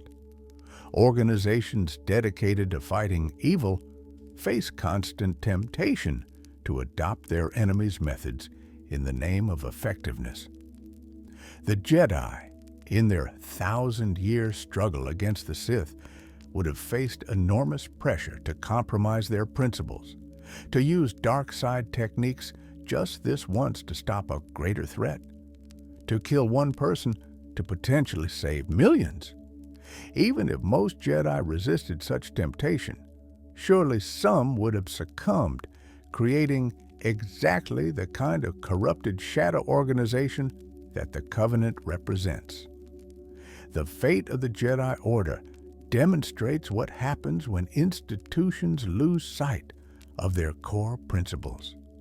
Whether through general corruption or specific infiltration, the Jedi became something other than what they claimed to be.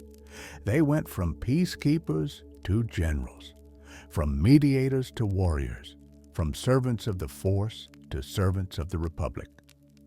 The Covenant theory simply makes explicit what was implicit, that the Order contained within itself the seeds of its own destruction, and that sometimes those who claim to fight darkness become dark themselves in the process. Kamino's deletion and the Archive conspiracy. When Obi-Wan Kenobi investigated Kamino and discovered that the planet had been erased from the Jedi archives, he uncovered one of the most troubling mysteries of the Clone Wars era. The Kaminoans possessed records showing that a Jedi Master had commissioned a clone army, yet the location of Kamino itself had been completely removed from what should have been the most comprehensive database in the galaxy. Obi-Wan initially dismissed the idea that someone could have deleted the records, stating it would be impossible to erase entire star systems from the archives. But not only had it happened, it had apparently happened without anyone noticing. The official explanation eventually revealed that Count Dooku, using his former Jedi credentials and Sifo Dyas's access codes, deleted Kamino from the archives as part of the Sith conspiracy. This makes sense on the surface, but it raises troubling questions about the security and reliability of the Jedi archives. If Dooku could delete entire star systems without detection, what else might have been removed? How many other crucial pieces of information were quietly erased over the years? And most disturbingly, was Dooku the only one to exploit this vulnerability, or had others done so before him? The conspiracy theory surrounding the archives proposes that the deletion of Kamino represents just one example of systematic manipulation extending across centuries or even millennia. According to this theory, various forces, Sith Lords, corrupted Jedi, Political factions, even the Jedi Council itself, have been editing the archives throughout their existence, removing inconvenient facts, altering historical records, and curating information to support specific narratives. What the Jedi believed to be an objective repository of knowledge was actually a carefully constructed version of history designed to serve particular interests. Evidence for this theory begins with the practical reality of maintaining such a massive database. The Jedi archives contained information collected over thousands of years from countless sources. The chief librarian and her assistants could not possibly verify every single piece of information or monitor every access by every Jedi. The system relied on trust, assuming that Jedi would not deliberately falsify or delete records. But this assumption created vulnerabilities that could be exploited by anyone with sufficient access and motivation. Consider how easily Dooku apparently accomplished the deletion. He accessed the archives, removed references to Kamino, and left no traces of his action. The archives contain no logs showing who had edited what information, no automatic backups that would have preserved the deleted data, no security measures that would have flagged the removal of an entire star system as suspicious. This represents either catastrophic negligence in archive design or deliberate design choices that prioritized accessibility over security. The latter possibility is more troubling. What if the archives were intentionally designed to allow quiet editing? The Jedi Council would have ultimate authority over the archives and legitimate reasons to occasionally remove or restrict information. Dangerous techniques, sensitive political intelligence, private medical records, all of these might need to be classified or removed for valid reasons. But a system that allows legitimate editing also allows illegitimate manipulation, especially if decisions about what to remove rest with a small group or even a single individual. This raises questions about what else might have been deleted from the archives over the millennia. How much knowledge of ancient Sith has been lost, not to the passage of time, but to deliberate suppression? The Jedi might have removed detailed information about powerful dark side techniques to prevent curious Padawans from experimenting with them. But those same techniques could have been useful for understanding and countering Sith attacks. By limiting access to such knowledge, the Jedi potentially weaken their ability to fight the dark side while simultaneously creating forbidden knowledge that made dark side techniques more attractive to rebellious Force users. The theory becomes more sinister when considering the possibility of systematic historical revisionism. The Jedi tell specific narratives about their origins, their wars against the Sith, their role in the Republic. But winners write history, and the Jedi certainly won their ancient conflicts with the Sith.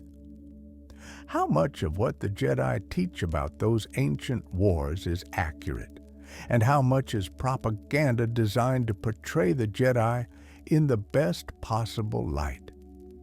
The archives would be the perfect place to ensure that only the approved version of history survived. Specific examples support this possibility.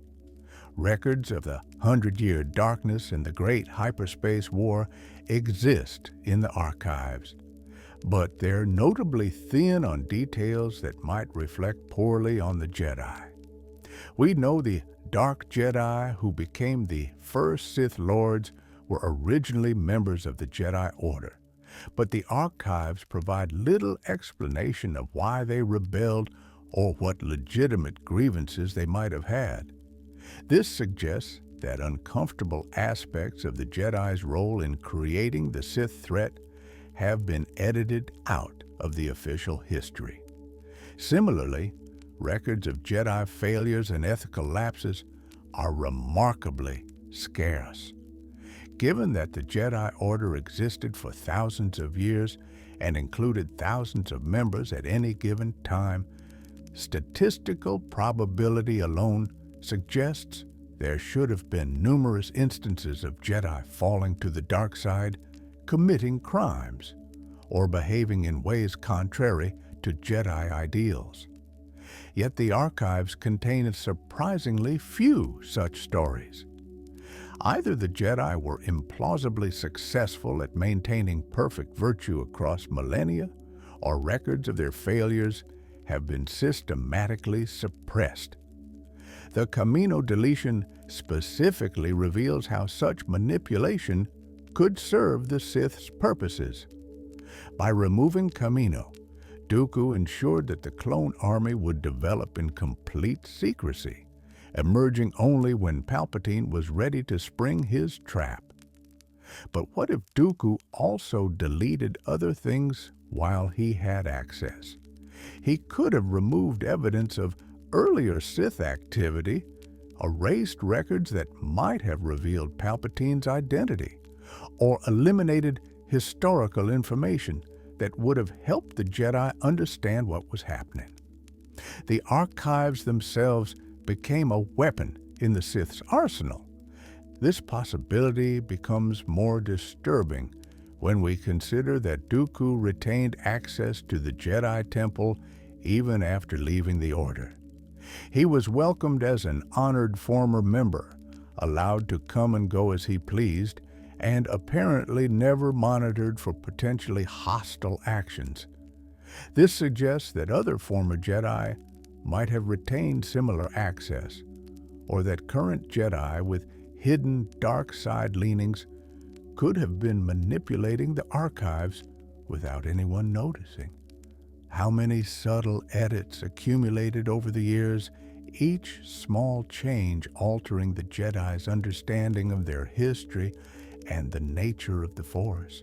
The conspiracy extends to questions about what the Jedi Council knew. Did they realize the archives were vulnerable to manipulation? Did they know that information had been deleted or altered, but chose not to reveal it to maintain confidence in the archive's reliability? The Council operated with layers of secrecy, keeping certain knowledge restricted even from Jedi Masters. Perhaps they knew the archives were compromised, but believed that revealing this fact would cause more harm than concealing it. Another troubling aspect involves the Great Holocron, a master repository that contained the accumulated wisdom of the Jedi Order. This artifact was lost during Order 66, meaning much of its contents are now forever unknown. But before its loss, who decided what went into the Great Holocron? Who curated the information, determined which teachings deserved preservation, and filtered out material deemed inappropriate or dangerous? That individual or group would have had enormous power to shape Jedi philosophy across generations. The theory suggests that the chief librarians, the Jedi who managed the archives throughout history, may have functioned as gatekeepers of knowledge in ways that went far beyond mere organization.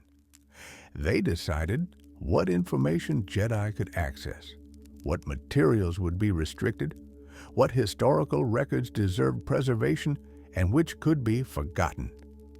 Jocasta Nu, the chief librarian during the Clone Wars era, embodied this authority.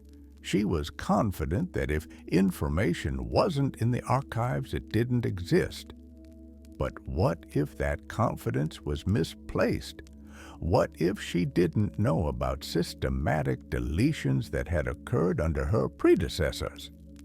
Some variations of the theory propose that certain chief librarians were actually Sith agents or corrupted by Sith influence.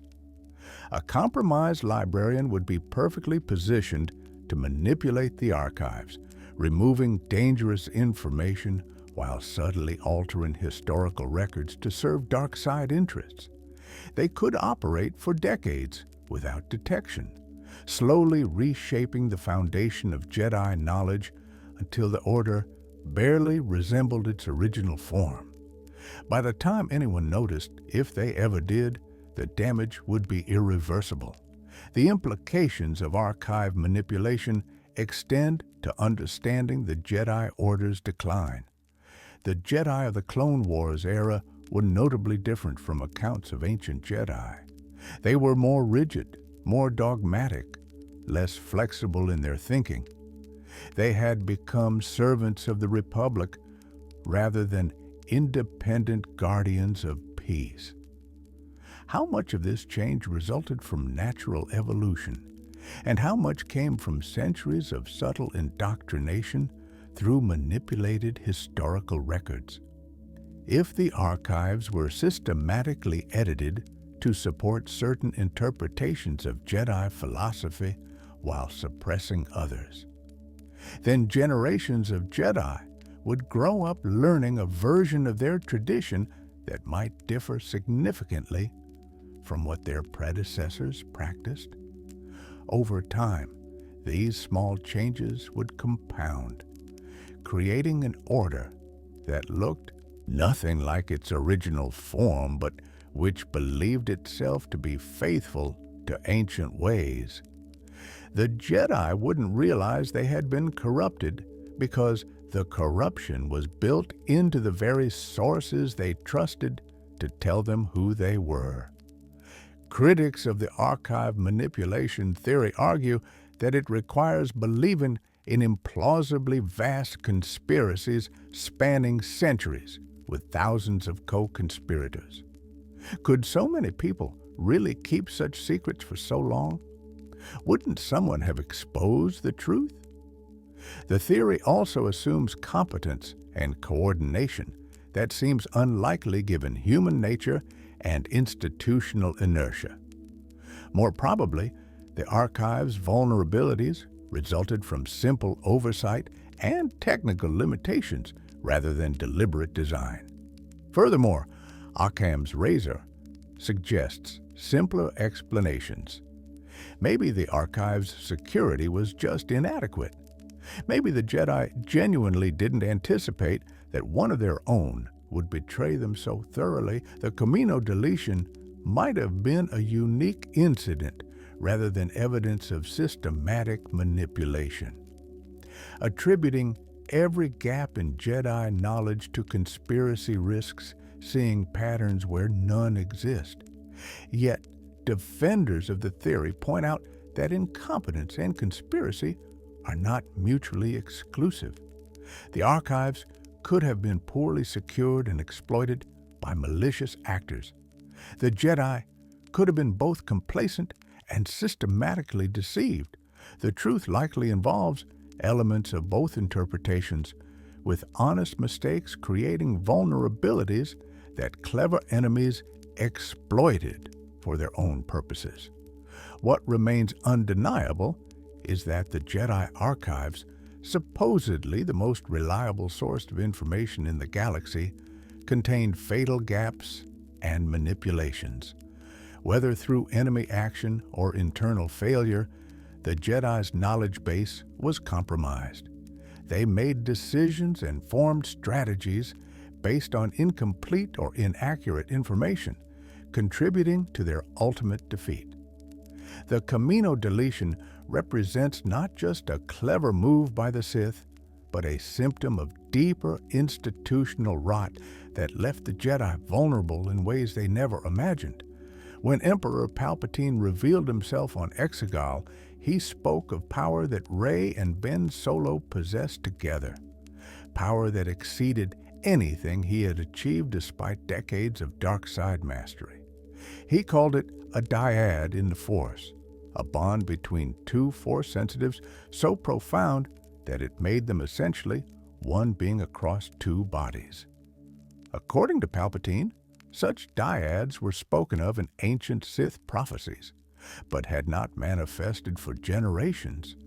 Yet here stood Rey and Ben, their connection allowing them to share force powers across vast distances, to physically transport objects between their locations, and to channel strength beyond what either could achieve alone. Palpatine's reaction to discovering the dyad was revealing. He did not seem surprised so much as satisfied, as if confirming something he had long suspected or planned. When he drained their combined life force to restore his decaying body, he acted with the confidence of someone executing a prepared strategy rather than improvising in the moment. This has led to a conspiracy theory that Palpatine did not merely stumble upon Rey and Ben's dyad connection, but actively engineered it as part of a plan extending back decades, possibly even to before his first death aboard the second Death Star. The theory begins with Palpatine's own words about dyads. He claimed that the rule of two was a pale imitation of the doctrine of the dyad, an ancient Sith teaching about the ultimate expression of force power. This statement reframes our entire understanding of Sith history during the Bonite period. If the rule of two was always meant as a substitute for something greater, then every Sith Lord from Bane forward was working toward a goal they could not achieve, creating or discovering a true Force dyad that would grant absolute power. According to this theory, Palpatine spent his entire life pursuing this goal. His interest in Anakin Skywalker was never primarily about gaining a powerful apprentice. It was about creating the first half of a dyad. Palpatine believed that if he could control the Chosen One and pair him with another Force sensitive of sufficient strength, the resulting dyad would make Palpatine unstoppable. Anakin's children, Luke and Leia, represented potential dyad partners from birth, twins strong in the Force, who shared genetic heritage with the most powerful Force user in history. Evidence supporting this interpretation appears throughout Palpatine's actions during the original trilogy. He orchestrated circumstances to bring Luke and Vader together repeatedly, encouraging their conflict while also seeming to want them to acknowledge their connection. The Emperor's throne room confrontation was not merely about turning Luke to the dark side. It was about forcing the father-son bond to manifest as a dyad, creating the ultimate weapon that Palpatine could then control or drain as needed. When that plan failed and Vader betrayed him, Palpatine had already prepared contingencies. His cloning facilities on Exegol were not just about preserving his own consciousness. They were about creating new opportunities for dyad formation. Palpatine's failed clone son, the man who would father Rey, was described as lacking Force sensitivity, despite being genetically derived from the Emperor himself. But what if this failure was actually intentional? What if Palpatine deliberately created a non-Force sensitive heir to ensure that his granddaughter would not be bound to the Palpatine bloodline's dark side corruption? This brings us to the most disturbing possibility, that Palpatine arranged for Rey's parents to meet, fall in love, and conceive her. If he could engineer a child from his bloodline who would be raised away from Sith influence, she could develop naturally as a powerful light side user. Meanwhile, he had already identified the Skywalker line as the other half of the equation. Ben Solo, grandson of Anakin Skywalker and son of Leia Organa, represented the perfect candidate. All Palpatine needed to do was corrupt Ben to the dark side while keeping Rey on the light. then bring them together once they had both reached their full potential. The corruption of Ben Solo takes on new significance through this lens. Palpatine, operating through the Snoke persona, began influencing Ben from childhood, whispering to him through the Force across vast distances. This was not simply opportunistic manipulation of a vulnerable young man. It was a carefully planned grooming operation designed to create one half of a dyad. Palpatine needed Ben dark, but not too dark. Powerful, but not so consumed by darkness that he could not form a bond with his light side counterpart. Similarly, Rey's development followed patterns that suggest external manipulation. She was abandoned on Jakku, a desert planet remarkably similar to Tatooine, where Anakin and Luke both grew up. She developed strong Force abilities without training, survived impossible challenges, and repeatedly found herself drawn into galactic conflicts despite trying to avoid them. Coincidence or careful orchestration by someone who understood that heroes are forged through adversity? The theory proposes that Palpatine stage-managed Rey and Ben's entire conflict. He arranged for them to meet as enemies, knowing that conflict between Force sensitives of comparable power can forge bonds as easily as friendship. He pushed them together repeatedly, creating circumstances where they would be forced to connect through the Force, communicate across distances, and gradually develop the dyad bond without fully understanding what was happening. By the time they stood before him on Exegol, the dyad was fully formed and ready for him to exploit. This interpretation makes Palpatine's final gambit even more calculating than it first appeared. He did not simply want Rey to strike him down so his spirit could possess her. That was Plan B, what he would settle for if he could not achieve his true objective. Plan A was to drain the dyad's combined life force, using the power of their bond to fully restore his body and grant him strength beyond anything the Sith had ever achieved. In this reading, Palpatine's entire existence post-Endor was about positioning pieces for this single moment. The ancient Sith texts that Palpatine possessed on Exegol supposedly contained information about dyads and how to create or exploit them, but where did those texts come from? Some theorists suggest that Palpatine himself wrote them, creating fake ancient prophecies that predicted the very circumstances he was actively engineering. By making the dyad seem like an ancient mystery being rediscovered, he disguised his own manipulation, making it appear that cosmic forces were at work when really it was just one immortal Sith Lord executing a decades-long plan. The failure of Palpatine's ultimate plan reveals its fundamental flaw. He understood power, but not connection. He could engineer circumstances that brought powerful Force users together, but he could not control the nature of their bond. Rey and Ben's dyad was built on conflict that evolved into understanding and eventually love. When they united against Palpatine, their bond made them stronger than he had calculated because it was genuine rather than artificially constructed. The Emperor's scheme collapsed because he could manipulate individuals, but not the authentic connections between them. Yet, some theorists go even further, suggesting that Palpatine's failure was itself anticipated. In this darkest version of the conspiracy, Palpatine knew he would fail at Exegol, but planned for it.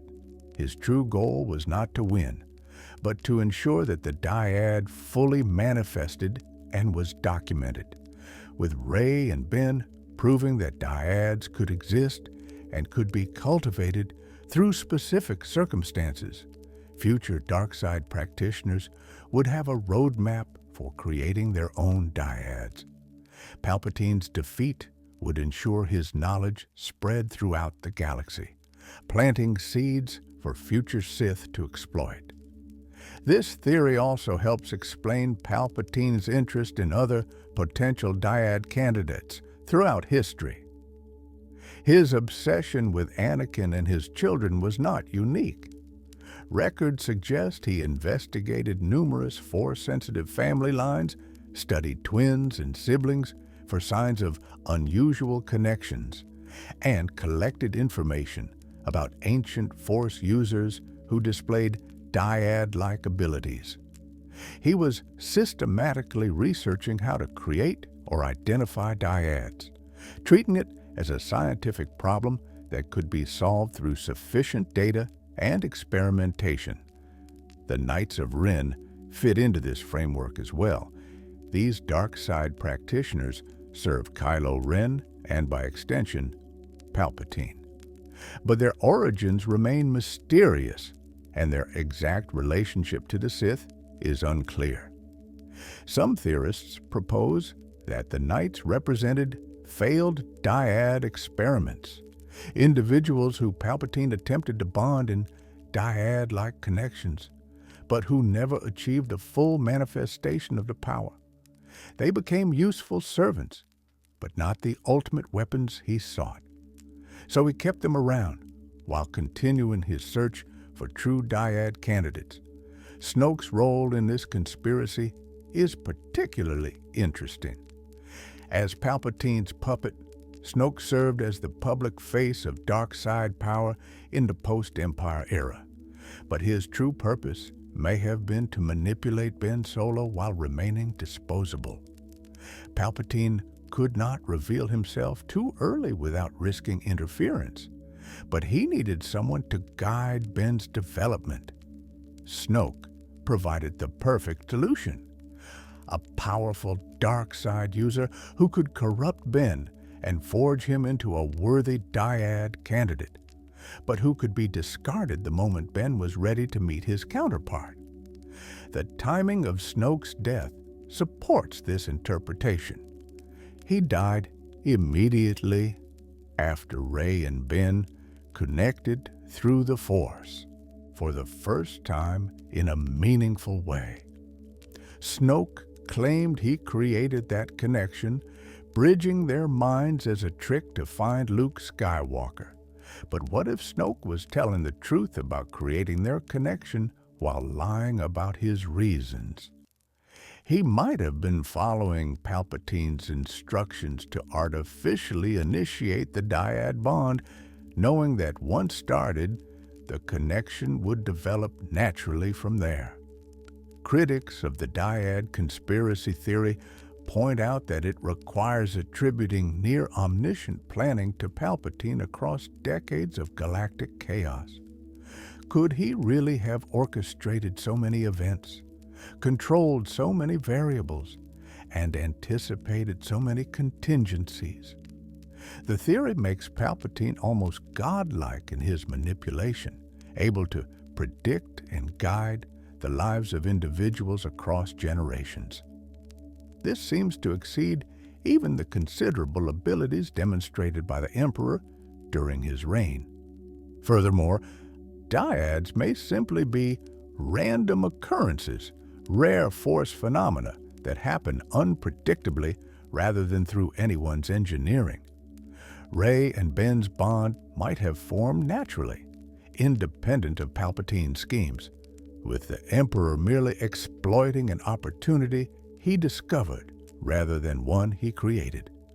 Attributing everything to his plan risks overstating his power, while understating the role of chance and individual choice in galactic events.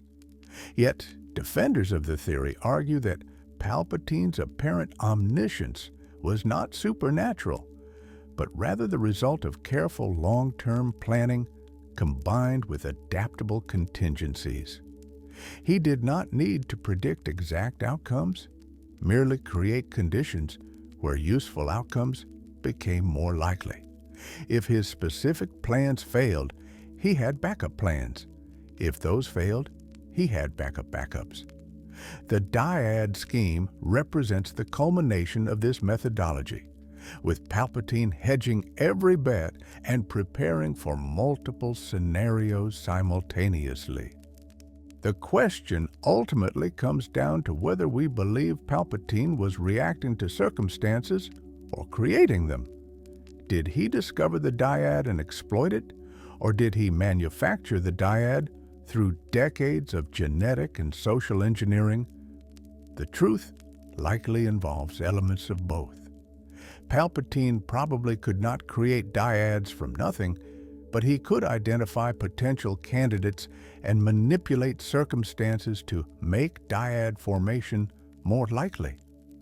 Rey and Ben's connection was real and chosen by them, but the circumstances that brought them together may have been less coincidental than they appeared. What makes this conspiracy theory particularly chilling is what it says about power and control.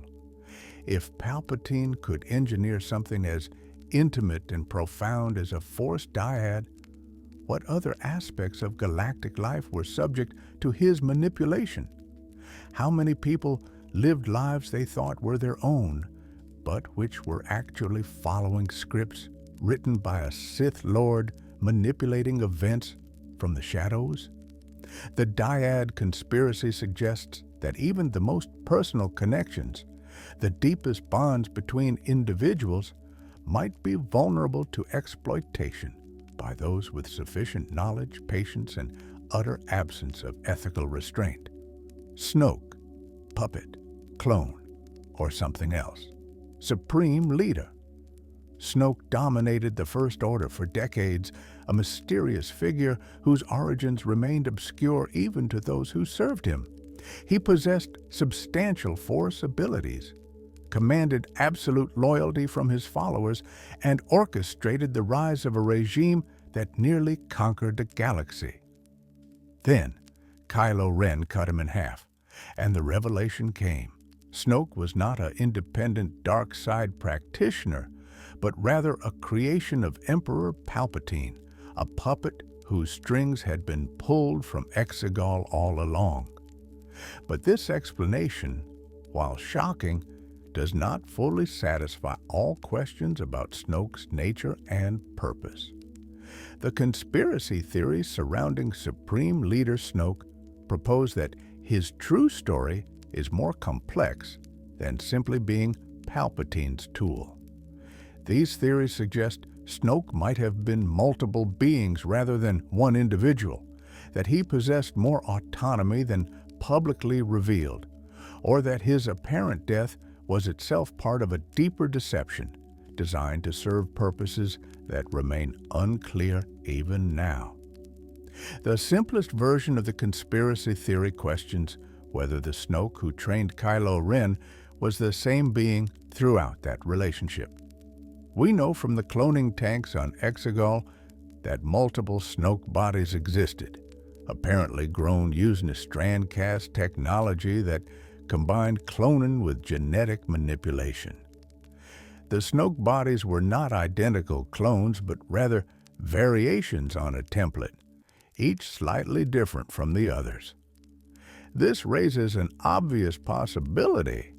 What if Palpatine used different Snoke bodies at different times, replacing them as needed without Kylo Ren or anyone else noticing?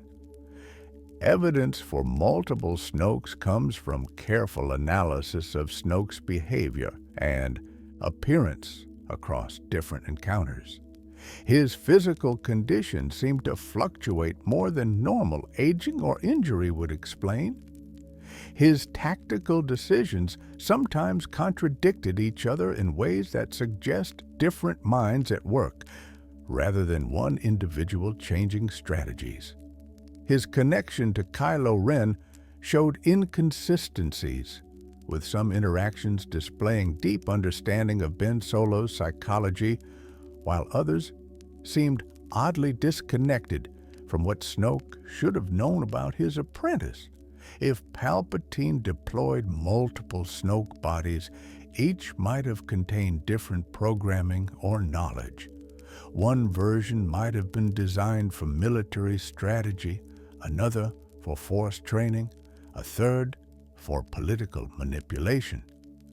Palpatine could have swapped them based on what tasks needed to be accomplished, essentially using Snoke as a toolkit with specialized components rather than as a single unified being. This would explain why Snoke sometimes seemed brilliant and other times made puzzling errors. Different versions had different capabilities, and not all were equally competent. This theory becomes darker when considering what happened to Snoke bodies that were damaged or that failed to perform adequately. Did Palpatine simply dispose of them? Were they conscious enough to understand their nature as disposable tools? The tanks on Exegol contained Snoke bodies in various states of development, suggesting an ongoing production line. How many Snokes existed over the years? How many were destroyed without anyone knowing they had been replaced? Another variation proposes that Snoke was not entirely under Palpatine's control.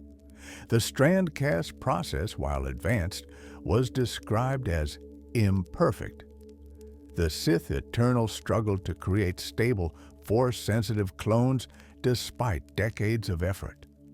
What if Snoke represented their most successful attempt, but with an unintended side effect?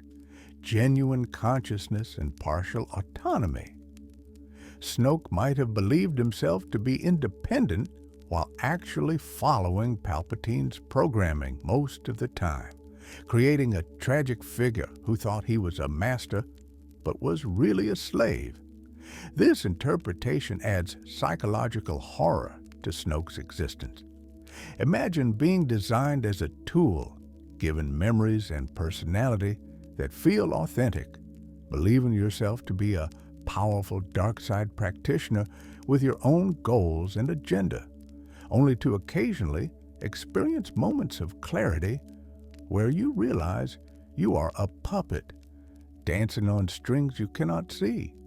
Snoke might have had flashes of understanding about his true nature, but been unable to break free from his programming or even fully remember those moments of awareness. Evidence for Snoke's partial autonomy comes from his relationship with Kylo Ren. The training and manipulation of Ben Solo required years of patient, individualized attention.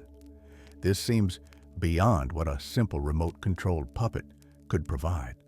Snoke needed genuine intelligence and adaptation to corrupt someone as strong-willed as Ben, which suggests he had real agency even if that agency operated within parameters set by Palpatine. He was like a sophisticated artificial intelligence, programmed for specific goals but capable of independent decision-making within those constraints. The most disturbing version of the Snoke conspiracy suggests he was not created by Palpatine at all, but rather was an ancient being who allied with the Emperor for his own purposes. According to this theory, the Snoke bodies on Exegol were not the original, but rather copies made from a much older entity. The real Snoke existed somewhere else, perhaps in the unknown regions, using the bodies as avatars while his true form remained hidden and protected. Palpatine believed he controlled Snoke, but really Snoke was using Palpatine, exploiting the Emperor's plans for his own agenda. This theory draws on Snoke's apparent age and his knowledge of galactic history. He spoke of the rise and fall of the Empire as someone who had witnessed it personally, yet his scarred, ancient appearance suggested he was much older than the mere decades since the Empire's founding. He demonstrated familiarity with Force techniques that had been lost for generations, and he spoke of the ancient Sith with a casual knowledge of someone who had studied them for centuries. Could Snoke be a survivor from an earlier era? Perhaps even from the old Sith Wars, preserved through dark side techniques and now emerging to exploit the chaos following a Palpatine's death. Supporting this interpretation are the gaps in knowledge about where Snoke came from. The First Order histories provide no clear origin for their supreme leader. He appeared already in command, already established, already respected, and feared. No one seemed to know his past, yet no one questioned his authority. This sudden appearance without history resembles how ancient Sith lords were described emerging from the unknown regions, powerful beings whose origins were mysterious, but whose strength was undeniable. If Snoke was an ancient being, his relationship with Palpatine becomes much more complex. Perhaps they formed an alliance of convenience, two dark side practitioners cooperating because each believed they could eventually betray and destroy the other. Snoke would have helped Palpatine prepare for his return, trained Kylo Ren to specifications that served both their purposes, and built the First Order into a force capable of challenging the New Republic. In exchange, Palpatine would have provided resources, Sith knowledge, and the cover of appearing to control Snoke, while the ancient being pursued his own goals. Kylo Ren's killing of Snoke gains new significance if Snoke was not what he appeared. The moment might have been orchestrated by both Snoke and Palpatine, each believing they were manipulating the other.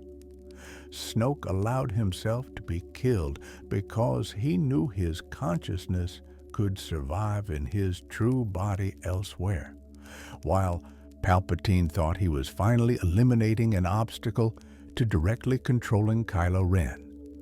Both would be partially correct and partially deceived, creating a situation where multiple levels of conspiracy operated simultaneously.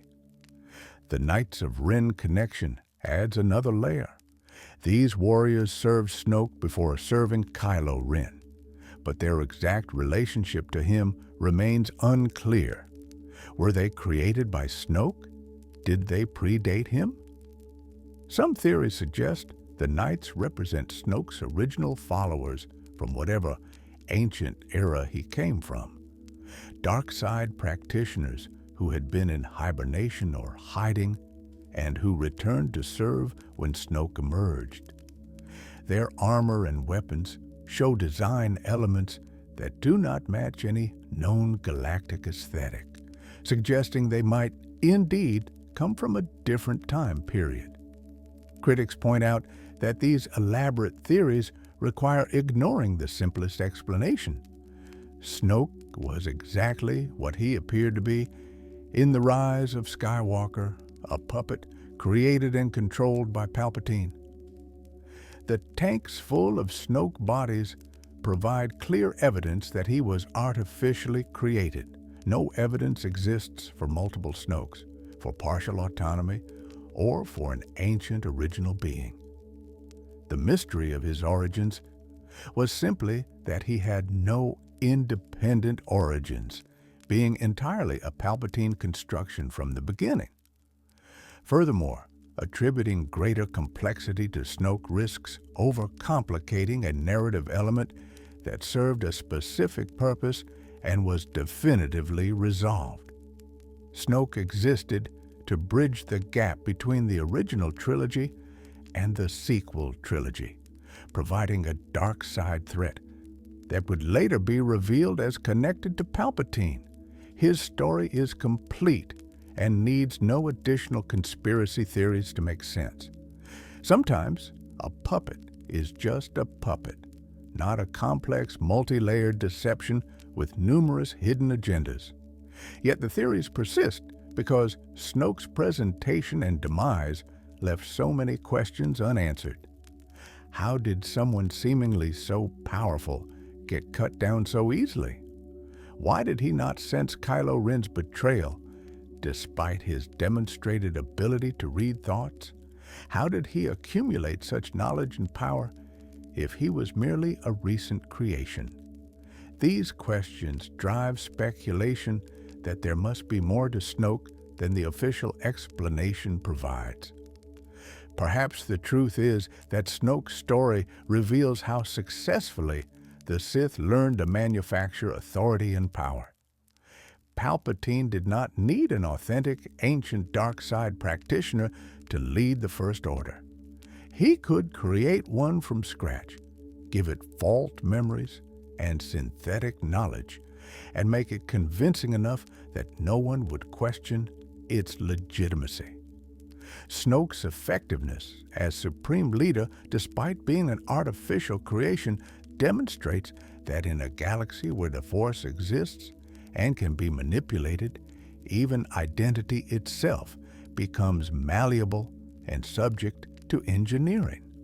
The Chosen One prophecy, Sith manipulation or cosmic balance. The prophecy of the Chosen One stands as one of the most influential predictions in galactic history. According to Jedi tradition, this prophecy foretold the coming of an individual who would bring balance to the Force by destroying the Sith.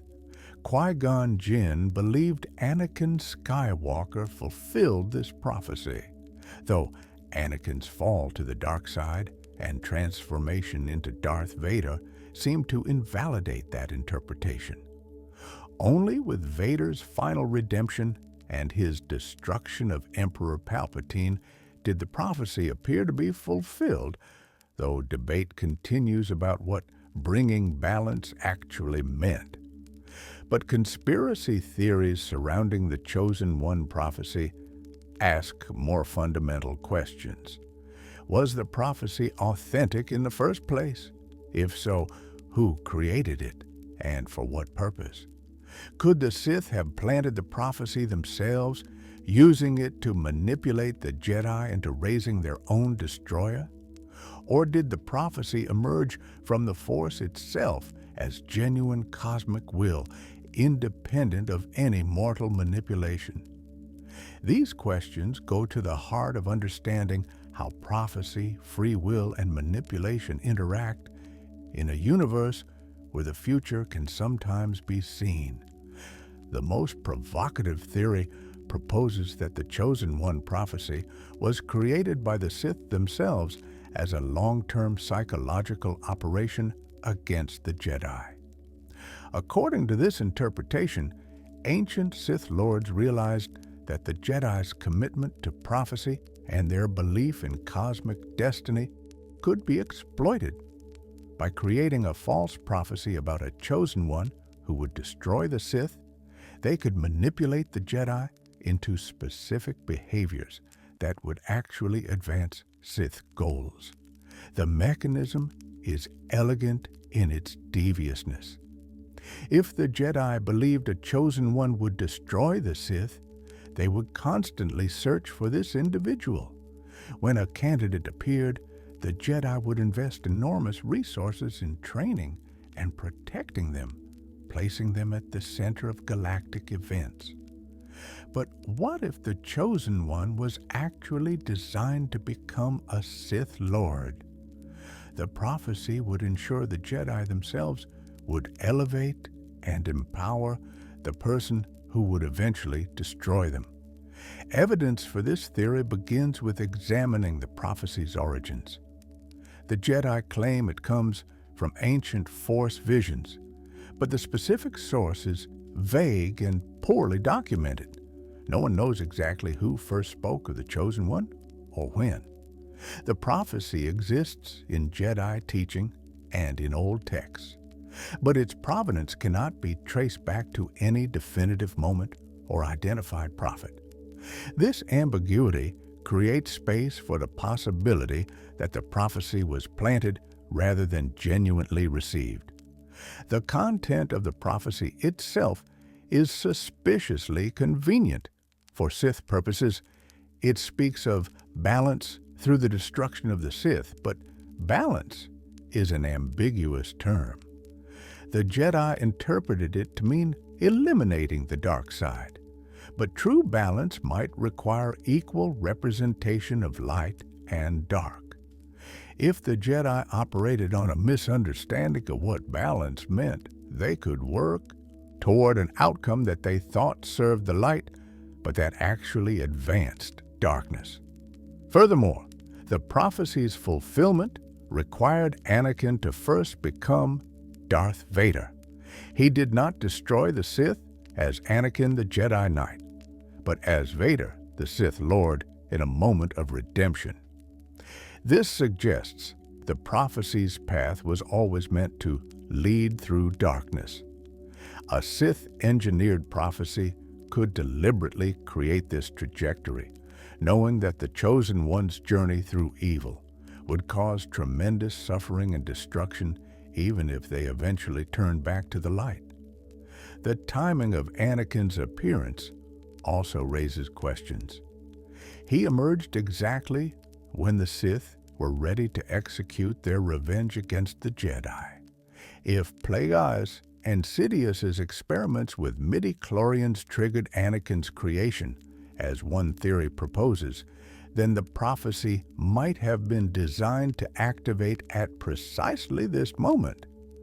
The Sith would have known that a being of unprecedented force sensitivity would attract Jedi attention and be interpreted as the prophesied Chosen One, setting in motion the events they had planned.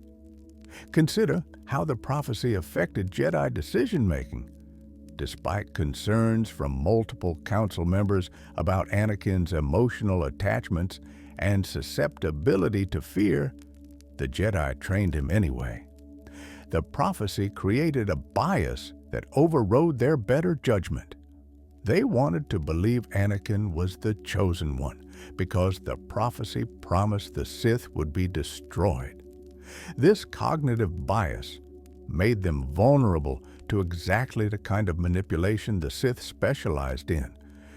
The prophecy also created expectations that Palpatine could exploit.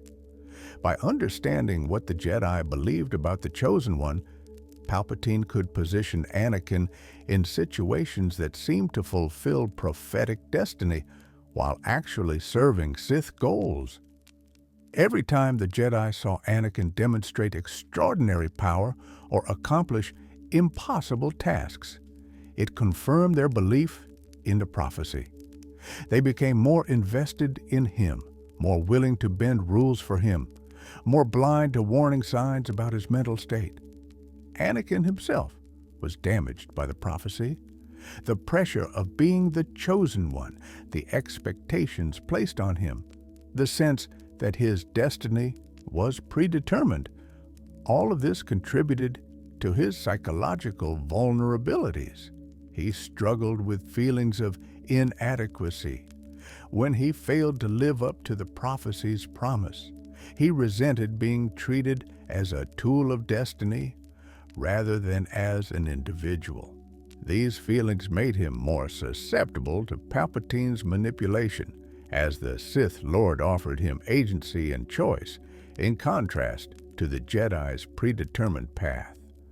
An alternative interpretation suggests the prophecy was genuine, but deliberately misunderstood by the Jedi. The Force itself might have created the prophecy, but the Sith discovered it first and subtly altered how it was recorded or transmitted. By changing a few key words or adding ambiguous phrases, they could ensure the Jedi would interpret the prophecy in ways that served Sith purposes. The Jedi would think they understood the prophecy while actually following a corrupted version. This theory helps explain the Jedi Council's confusion about what the prophecy meant. Mace Windu explicitly stated that the prophecy might have been misread. Yoda acknowledged uncertainty about whether Anakin truly was the Chosen One, even after training him for years. This unusual doubt from otherwise confident Jedi Masters suggests they recognized something was not quite right with their understanding, even if they could not identify exactly what. The prophecy's fulfillment also remains ambiguous. Anakin did destroy the Sith by killing Palpatine, but then Palpatine returned decades later through cloning and essence transfer. Did the prophecy fail? Was it only temporarily fulfilled, or did the prophecy account for this complication somehow, destroying the Sith in ways that do not require permanent elimination? The confusion suggests the prophecy's language was deliberately vague, allowing multiple interpretations rather than providing clear guidance. Some theorists propose that the prophecy was a Force phenomenon unrelated to any mortal manipulation, neither Jedi nor Sith in origin. The Force itself, responding to the growing imbalance caused by Sith machinations, generated the prophecy as a form of cosmic course correction. In this interpretation, the prophecy was authentic and inevitable, but its path to fulfillment could take many forms. Anakin was genuinely the chosen one, but how he would bring balance remained subject to his choices and circumstances. This reading preserves prophetic authenticity while acknowledging its complexity. The Force knew balance was needed and identified Anakin as the agent who would restore it. But the Force does not micromanage events. It creates possibilities and tendencies, but allows individuals free will to navigate toward prophesied outcomes. Anakin could have brought balance in many ways. His specific path through darkness was his choice, not predetermined destiny. Critics of Sith-manipulated prophecy theories point out that attributing the prophecy to Sith plotting requires believing ancient Sith could predict events thousands of years in the future with impossible precision. Even with Force visions, seeing so far ahead and accounting for countless variables seems beyond any mortal capability. The prophecy more likely emerged from genuine Force phenomena, interpreted imperfectly by mortals, but not deliberately fabricated by anyone. Furthermore, the prophecy's fulfillment through Vader's redemption represents a purely light side outcome that the Sith would never have wanted. If they created the prophecy, they failed catastrophically in its design. The Sith were destroyed, the Emperor fell, and darkness was defeated precisely as the Jedi version of the prophecy predicted. This suggests the Jedi understanding, while imperfect, captured the prophecy's essential truth. Yet, defenders of conspiracy theories note that the Sith's defeat may have been inevitable regardless of the prophecy's origins. If ancient Sith planted the prophecy knowing their distant descendants would eventually fall, perhaps they accepted this outcome as necessary for some greater plan. Or perhaps they simply failed to account for variables, creating a prophecy that escaped their control and became genuine despite its manipulated origins. The truth about the Chosen One prophecy may ultimately be unknowable. We cannot travel back to witness its first utterance or access the minds of ancient Force users who shaped its transmission. What remains are questions that illuminate how belief, prophecy, and manipulation interact in dangerous ways. Whether Sith created, Force generated, or something in between, the prophecy shaped galactic history profoundly.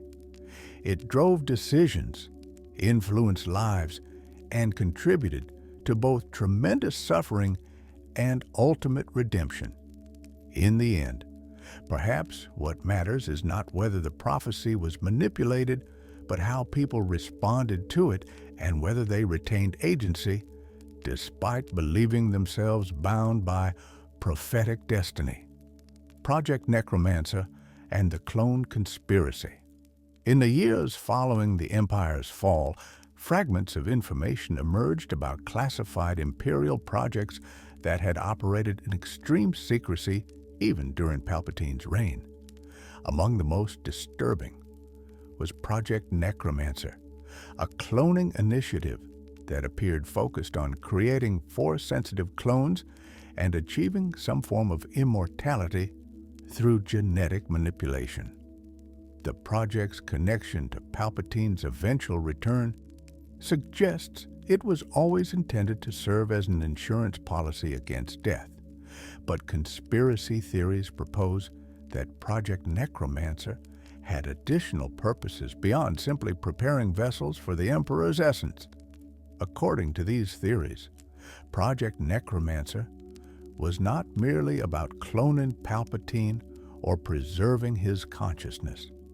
It was part of a much larger program to fundamentally alter how the Sith approached the problem of mortality and succession.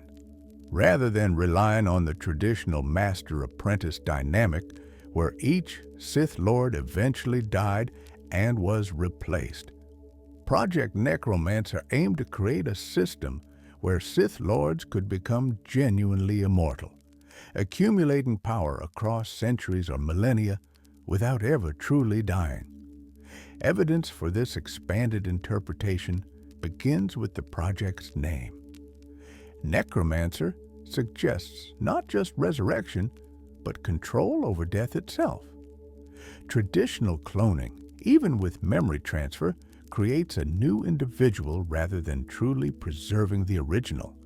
But necromancy implies something more, bringing the actual dead back to life, not as new beings, but as themselves, restored to living existence. This distinction matters because it suggests the project's goals were more ambitious than simple cloning. The involvement of Dr. Royce Hemlock and the Advanced Science Division indicates the project incorporated techniques beyond conventional cloning. They experimented with midi-chlorian manipulation, attempting to artificially create or enhance Force sensitivity in cloned subjects. They studied blood samples from Force-sensitive individuals, including potentially Grogu and other rare specimens, to understand what made certain beings powerful in the Force, and whether that power could be replicated artificially. But the conspiracy deepens when examining who else might have been involved in or affected by Project Necromancer.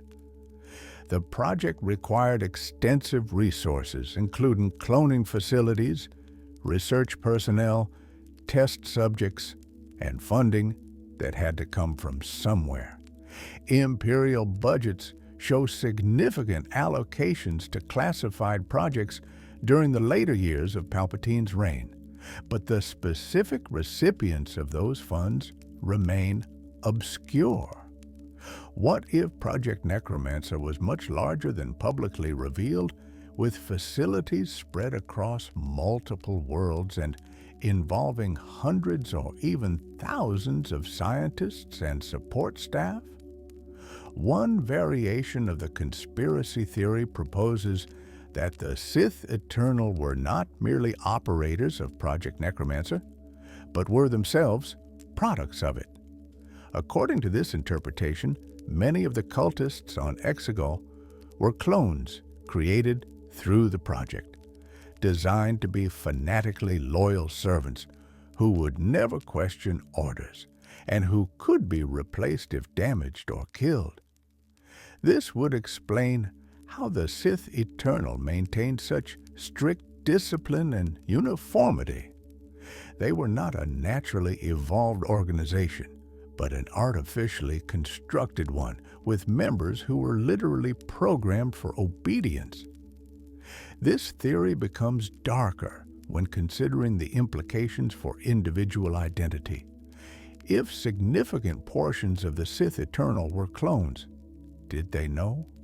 Were they conscious of being artificial beings created for a specific purpose? Or did they believe themselves to be natural individuals who had chosen to serve the dark side? The distinction matters enormously for understanding the ethics of what Palpatine created. Manufacturing sentient beings designed to be slaves represents evil on a scale that exceeds even the Emperor's other atrocities. The connection to the First Order adds another layer. The First Order recruited and indoctrinated children from birth, raising them to be absolutely loyal stormtroopers. But some theorists propose that at least some First Order personnel were actually clones rather than naturally born humans. The technology and knowledge from Project Necromancer would have been available to First Order leadership, and using clones would solve numerous logistical problems with recruitment and training. Clones could be rapidly produced, pre-programmed with necessary skills, and designed without the capacity for independent thought that might lead to defection. Finn's existence complicates this theory. He was supposedly a First Order stormtrooper raised from childhood, yet he developed moral consciousness and defected despite his conditioning. This suggests most stormtroopers were natural humans rather than clones. But Finn's unusual ability to break conditioning might indicate he was special precisely because he was natural in an organization that increasingly relied on cloned personnel. His humanity distinguished him from manufactured soldiers who lacked the capacity for the kind of moral awakening he experienced. The most disturbing aspect of the Project Necromancer conspiracy involves its potential timeline. When did the project actually begin? Official records suggest it started during the late Imperial period, but some theorists propose it was much older, potentially extending back to Palpatine's time as Supreme Chancellor, or even earlier, when he was just Darth Sidious, the apprentice. If Plagueis experimented with creating life through midi-chlorian manipulation as discussed earlier, then Project Necromancer might be a direct continuation of that work, spanning decades or even generations of Sith research into conquering death. This extended timeline raises troubling questions about how many people might have been affected by the project over the years. How many Force-sensitive individuals were kidnapped or coerced into providing blood samples? How many clones were created and destroyed in failed experiments before successful techniques were developed?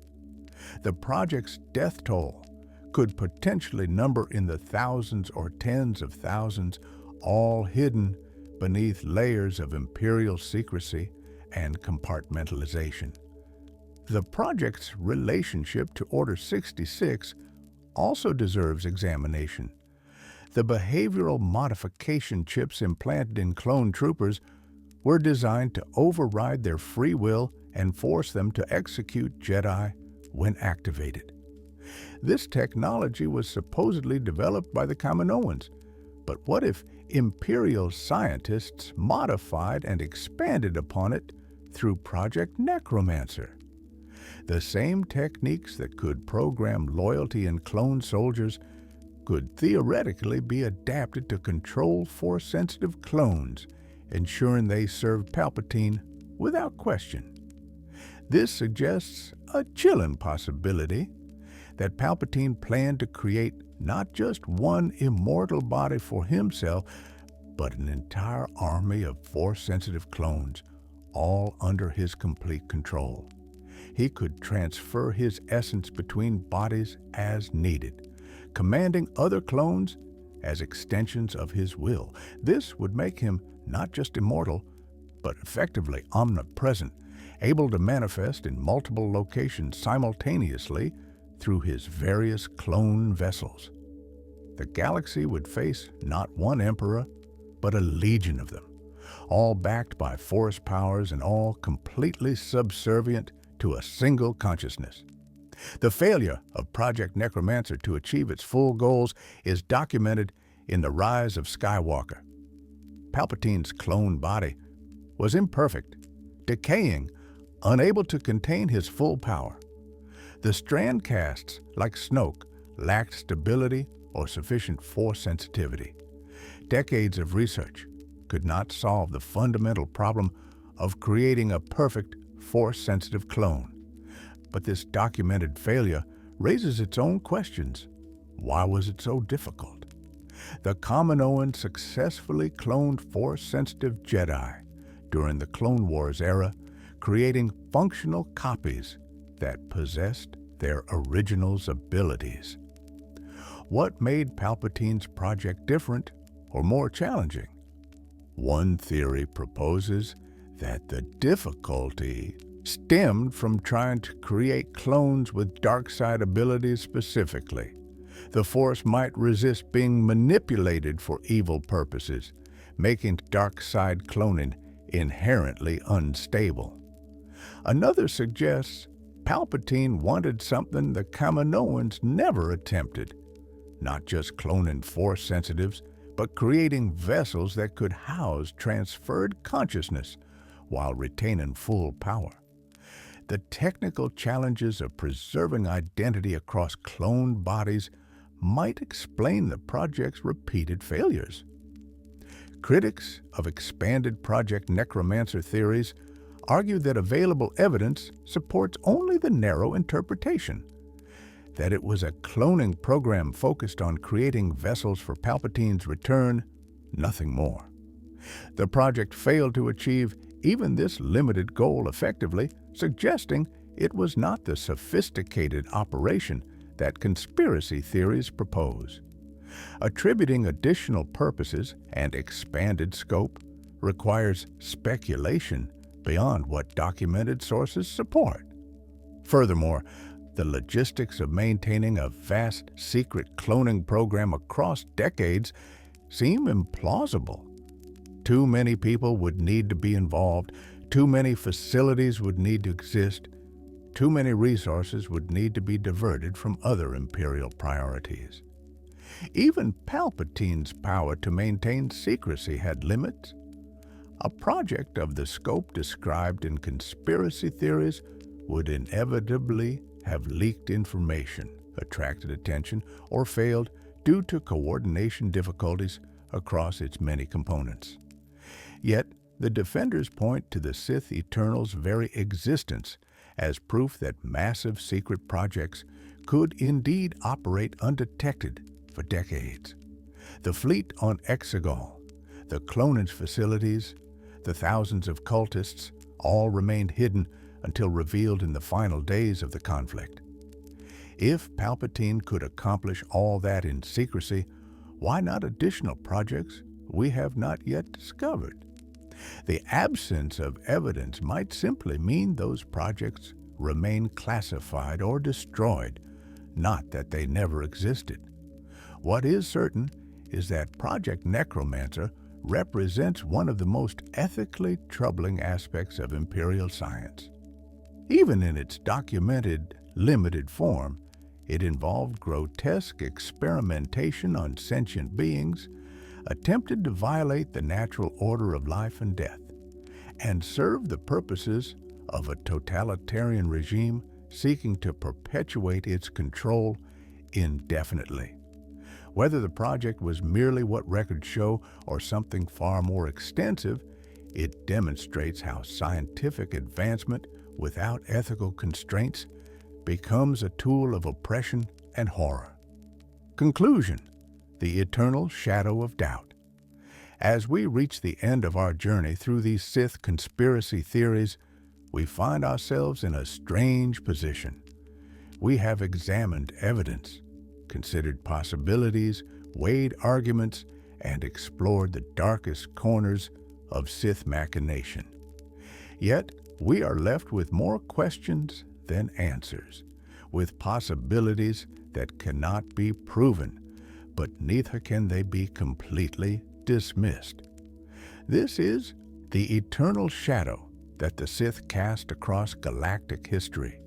The doubt, the uncertainty, the lingering suspicion that what we think we know is only the surface of deeper, darker truths. The conspiracy theories we have explored share common themes. They all suggest that the Sith were more clever, more patient, and more thoroughly planned than official histories acknowledge. They propose that random chance played less of a role in galactic events than careful manipulation extending across generations.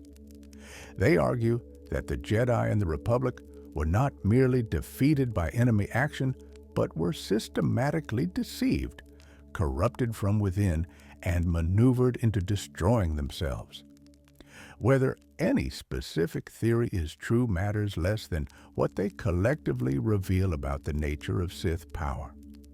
The Dark Lords did not conquer through superior military might or overwhelming force abilities alone.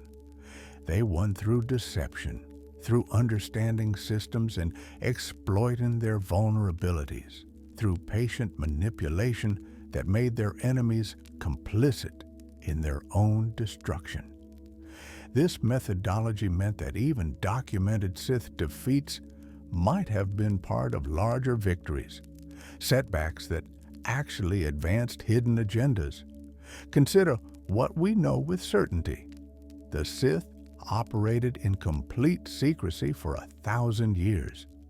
They infiltrated the highest levels of Republic government. They created a war that destroyed the Jedi Order and transformed the Republic into the Empire. They returned from apparent extinction multiple times. These achievements required planning and capability that we still do not fully understand. Given what the Sith demonstrably accomplished, how much more might they have done that we have not yet discovered? The conspiracy theories also remind us of the danger of certainty. The Jedi believed they understood the Force, the prophecies, and their role in galactic affairs. This certainty made them vulnerable to manipulation because they stopped questioning their assumptions. When Count Dooku told Obi-Wan that the Republic was under Sith control, Obi-Wan dismissed the claim because it conflicted with what he believed to be true. The Jedi's confidence in their knowledge prevented them from recognizing truth when it was spoken directly to them. We must be careful not to make the same mistake. Accepting official explanations without scrutiny risks missing hidden manipulation. But seeing conspiracy in everything becomes its own form of blindness, finding patterns in randomness and attributing intentionality to chaos. The challenge is maintaining balance, healthy skepticism that questions narratives without descending into paranoia that trusts nothing. The Sith themselves understood this balance. They questioned everything, assuming deception until proven otherwise. Yet they also acted decisively based on incomplete information when necessary. They knew that perfect knowledge was impossible, but that reasonable certainty was sufficient for making strategic decisions. This philosophy made them dangerous opponents because they operated under fewer illusions than their enemies. What happens now that the Sith are supposedly destroyed? Rey struck down Palpatine on Exegol, empowered by all the Jedi who came before her. The Sith Eternal was scattered or destroyed. The Final Order fleet was eliminated. This appears to be a complete victory for the light side, the final fulfillment of ancient prophecies, the end of the Sith's shadow over the galaxy. But have we learned nothing from history? Every previous final defeat of the Sith proved temporary. Every time the galaxy believed them destroyed, they returned stronger and more prepared. The conspiracy theories we have explored suggest multiple ways the Sith might survive even now. Alternative lineages that Darth Bane established might still exist in the unknown regions. Sith holocrons containing corrupted knowledge remain scattered throughout the galaxy, waiting to corrupt new generations of Force users. Sith eternal cells might have escaped Exegol and gone dormant, preserving dark side teachings for future opportunities. The knowledge and techniques that Palpatine developed do not simply vanish with his death. They persist in records, in artifacts, in the minds of those who studied them. Perhaps most troubling is the possibility that the Sith as an organization are less important than the Sith as a philosophy. The dark side exists independent of any specific order or tradition. As long as sentient beings experience fear, anger, hatred, and desire for power, the dark side will find vessels. New dark side traditions will emerge, potentially learning from Sith failures while developing new methods. The Sith themselves might be destroyed, but the darkness they represented remains an eternal temptation. This brings us to the final, most important question. What do we do with the knowledge that conspiracy and manipulation have shaped galactic history? We cannot change the past or fully uncover all its secrets, but we can learn from patterns, recognize warning signs, and resist the psychological techniques that made entire civilizations vulnerable to dark side influence. We can question authority without rejecting it entirely. We can maintain vigilance without succumbing to paranoia. We can acknowledge that powerful forces manipulate events while preserving our agency to resist that manipulation. The Sith conspiracies we have explored tonight are disturbing not because they reveal specific truths, but because they remind us how easily truth can be obscured, how thoroughly systems can be corrupted, and how patient evil can afford to be when operating on timescales measured in generations rather than years.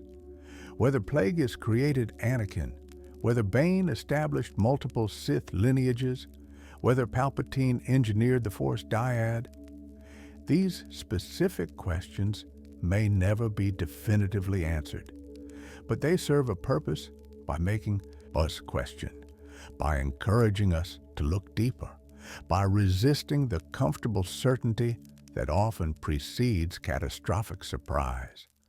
As you drift towards sleep, let these mysteries linger in your thoughts, not to disturb your rest, but to remind you that the galaxy is more complex than it appears, that history contains layers we have not yet peeled back, and that the line between truth and deception is often blurrier than we would like to believe. The Sith understood this truth and used it as a weapon. Perhaps understanding it ourselves provides the beginning of a defense. The darkness has been defeated before and returned before. It will likely return again in some form, because darkness is not merely an external enemy, but a reflection of the shadows within all sentient beings. The eternal vigilance required to resist it is not paranoia, but wisdom, born from hard experience. The Sith are gone. The Sith will return. Both statements can be true simultaneously when we understand that darkness wears many faces and the old names matter less than the eternal struggle they represent. So rest now with questions rather than answers, with uncertainty rather than false confidence, with the understanding that some mysteries resist solution, not because we lack intelligence, but because reality itself is complex, layered, and resistant to simple explanations. The Sith conspiracies remain conspiracies, which is exactly how the Sith would want it. And perhaps That final uncertainty, that inability to know for certain, is the last trap they laid before vanishing into history, or into hiding, waiting for the galaxy to forget before they emerge again into the light. If you enjoyed this exploration of Sith mysteries and conspiracies, please consider subscribing to the channel. Like this video if you found it interesting, and share it with fellow Star Wars enthusiasts who appreciate diving deep into the lore. There are always more secrets to uncover, more questions to ask, more shadows to explore. The Sith may be gone, but their legacy provides endless material for those willing to question what we think we know and search for the hidden truths beneath official histories. Until next time, may the Force be with you, and may you always question which side of the Force is truly guiding your path.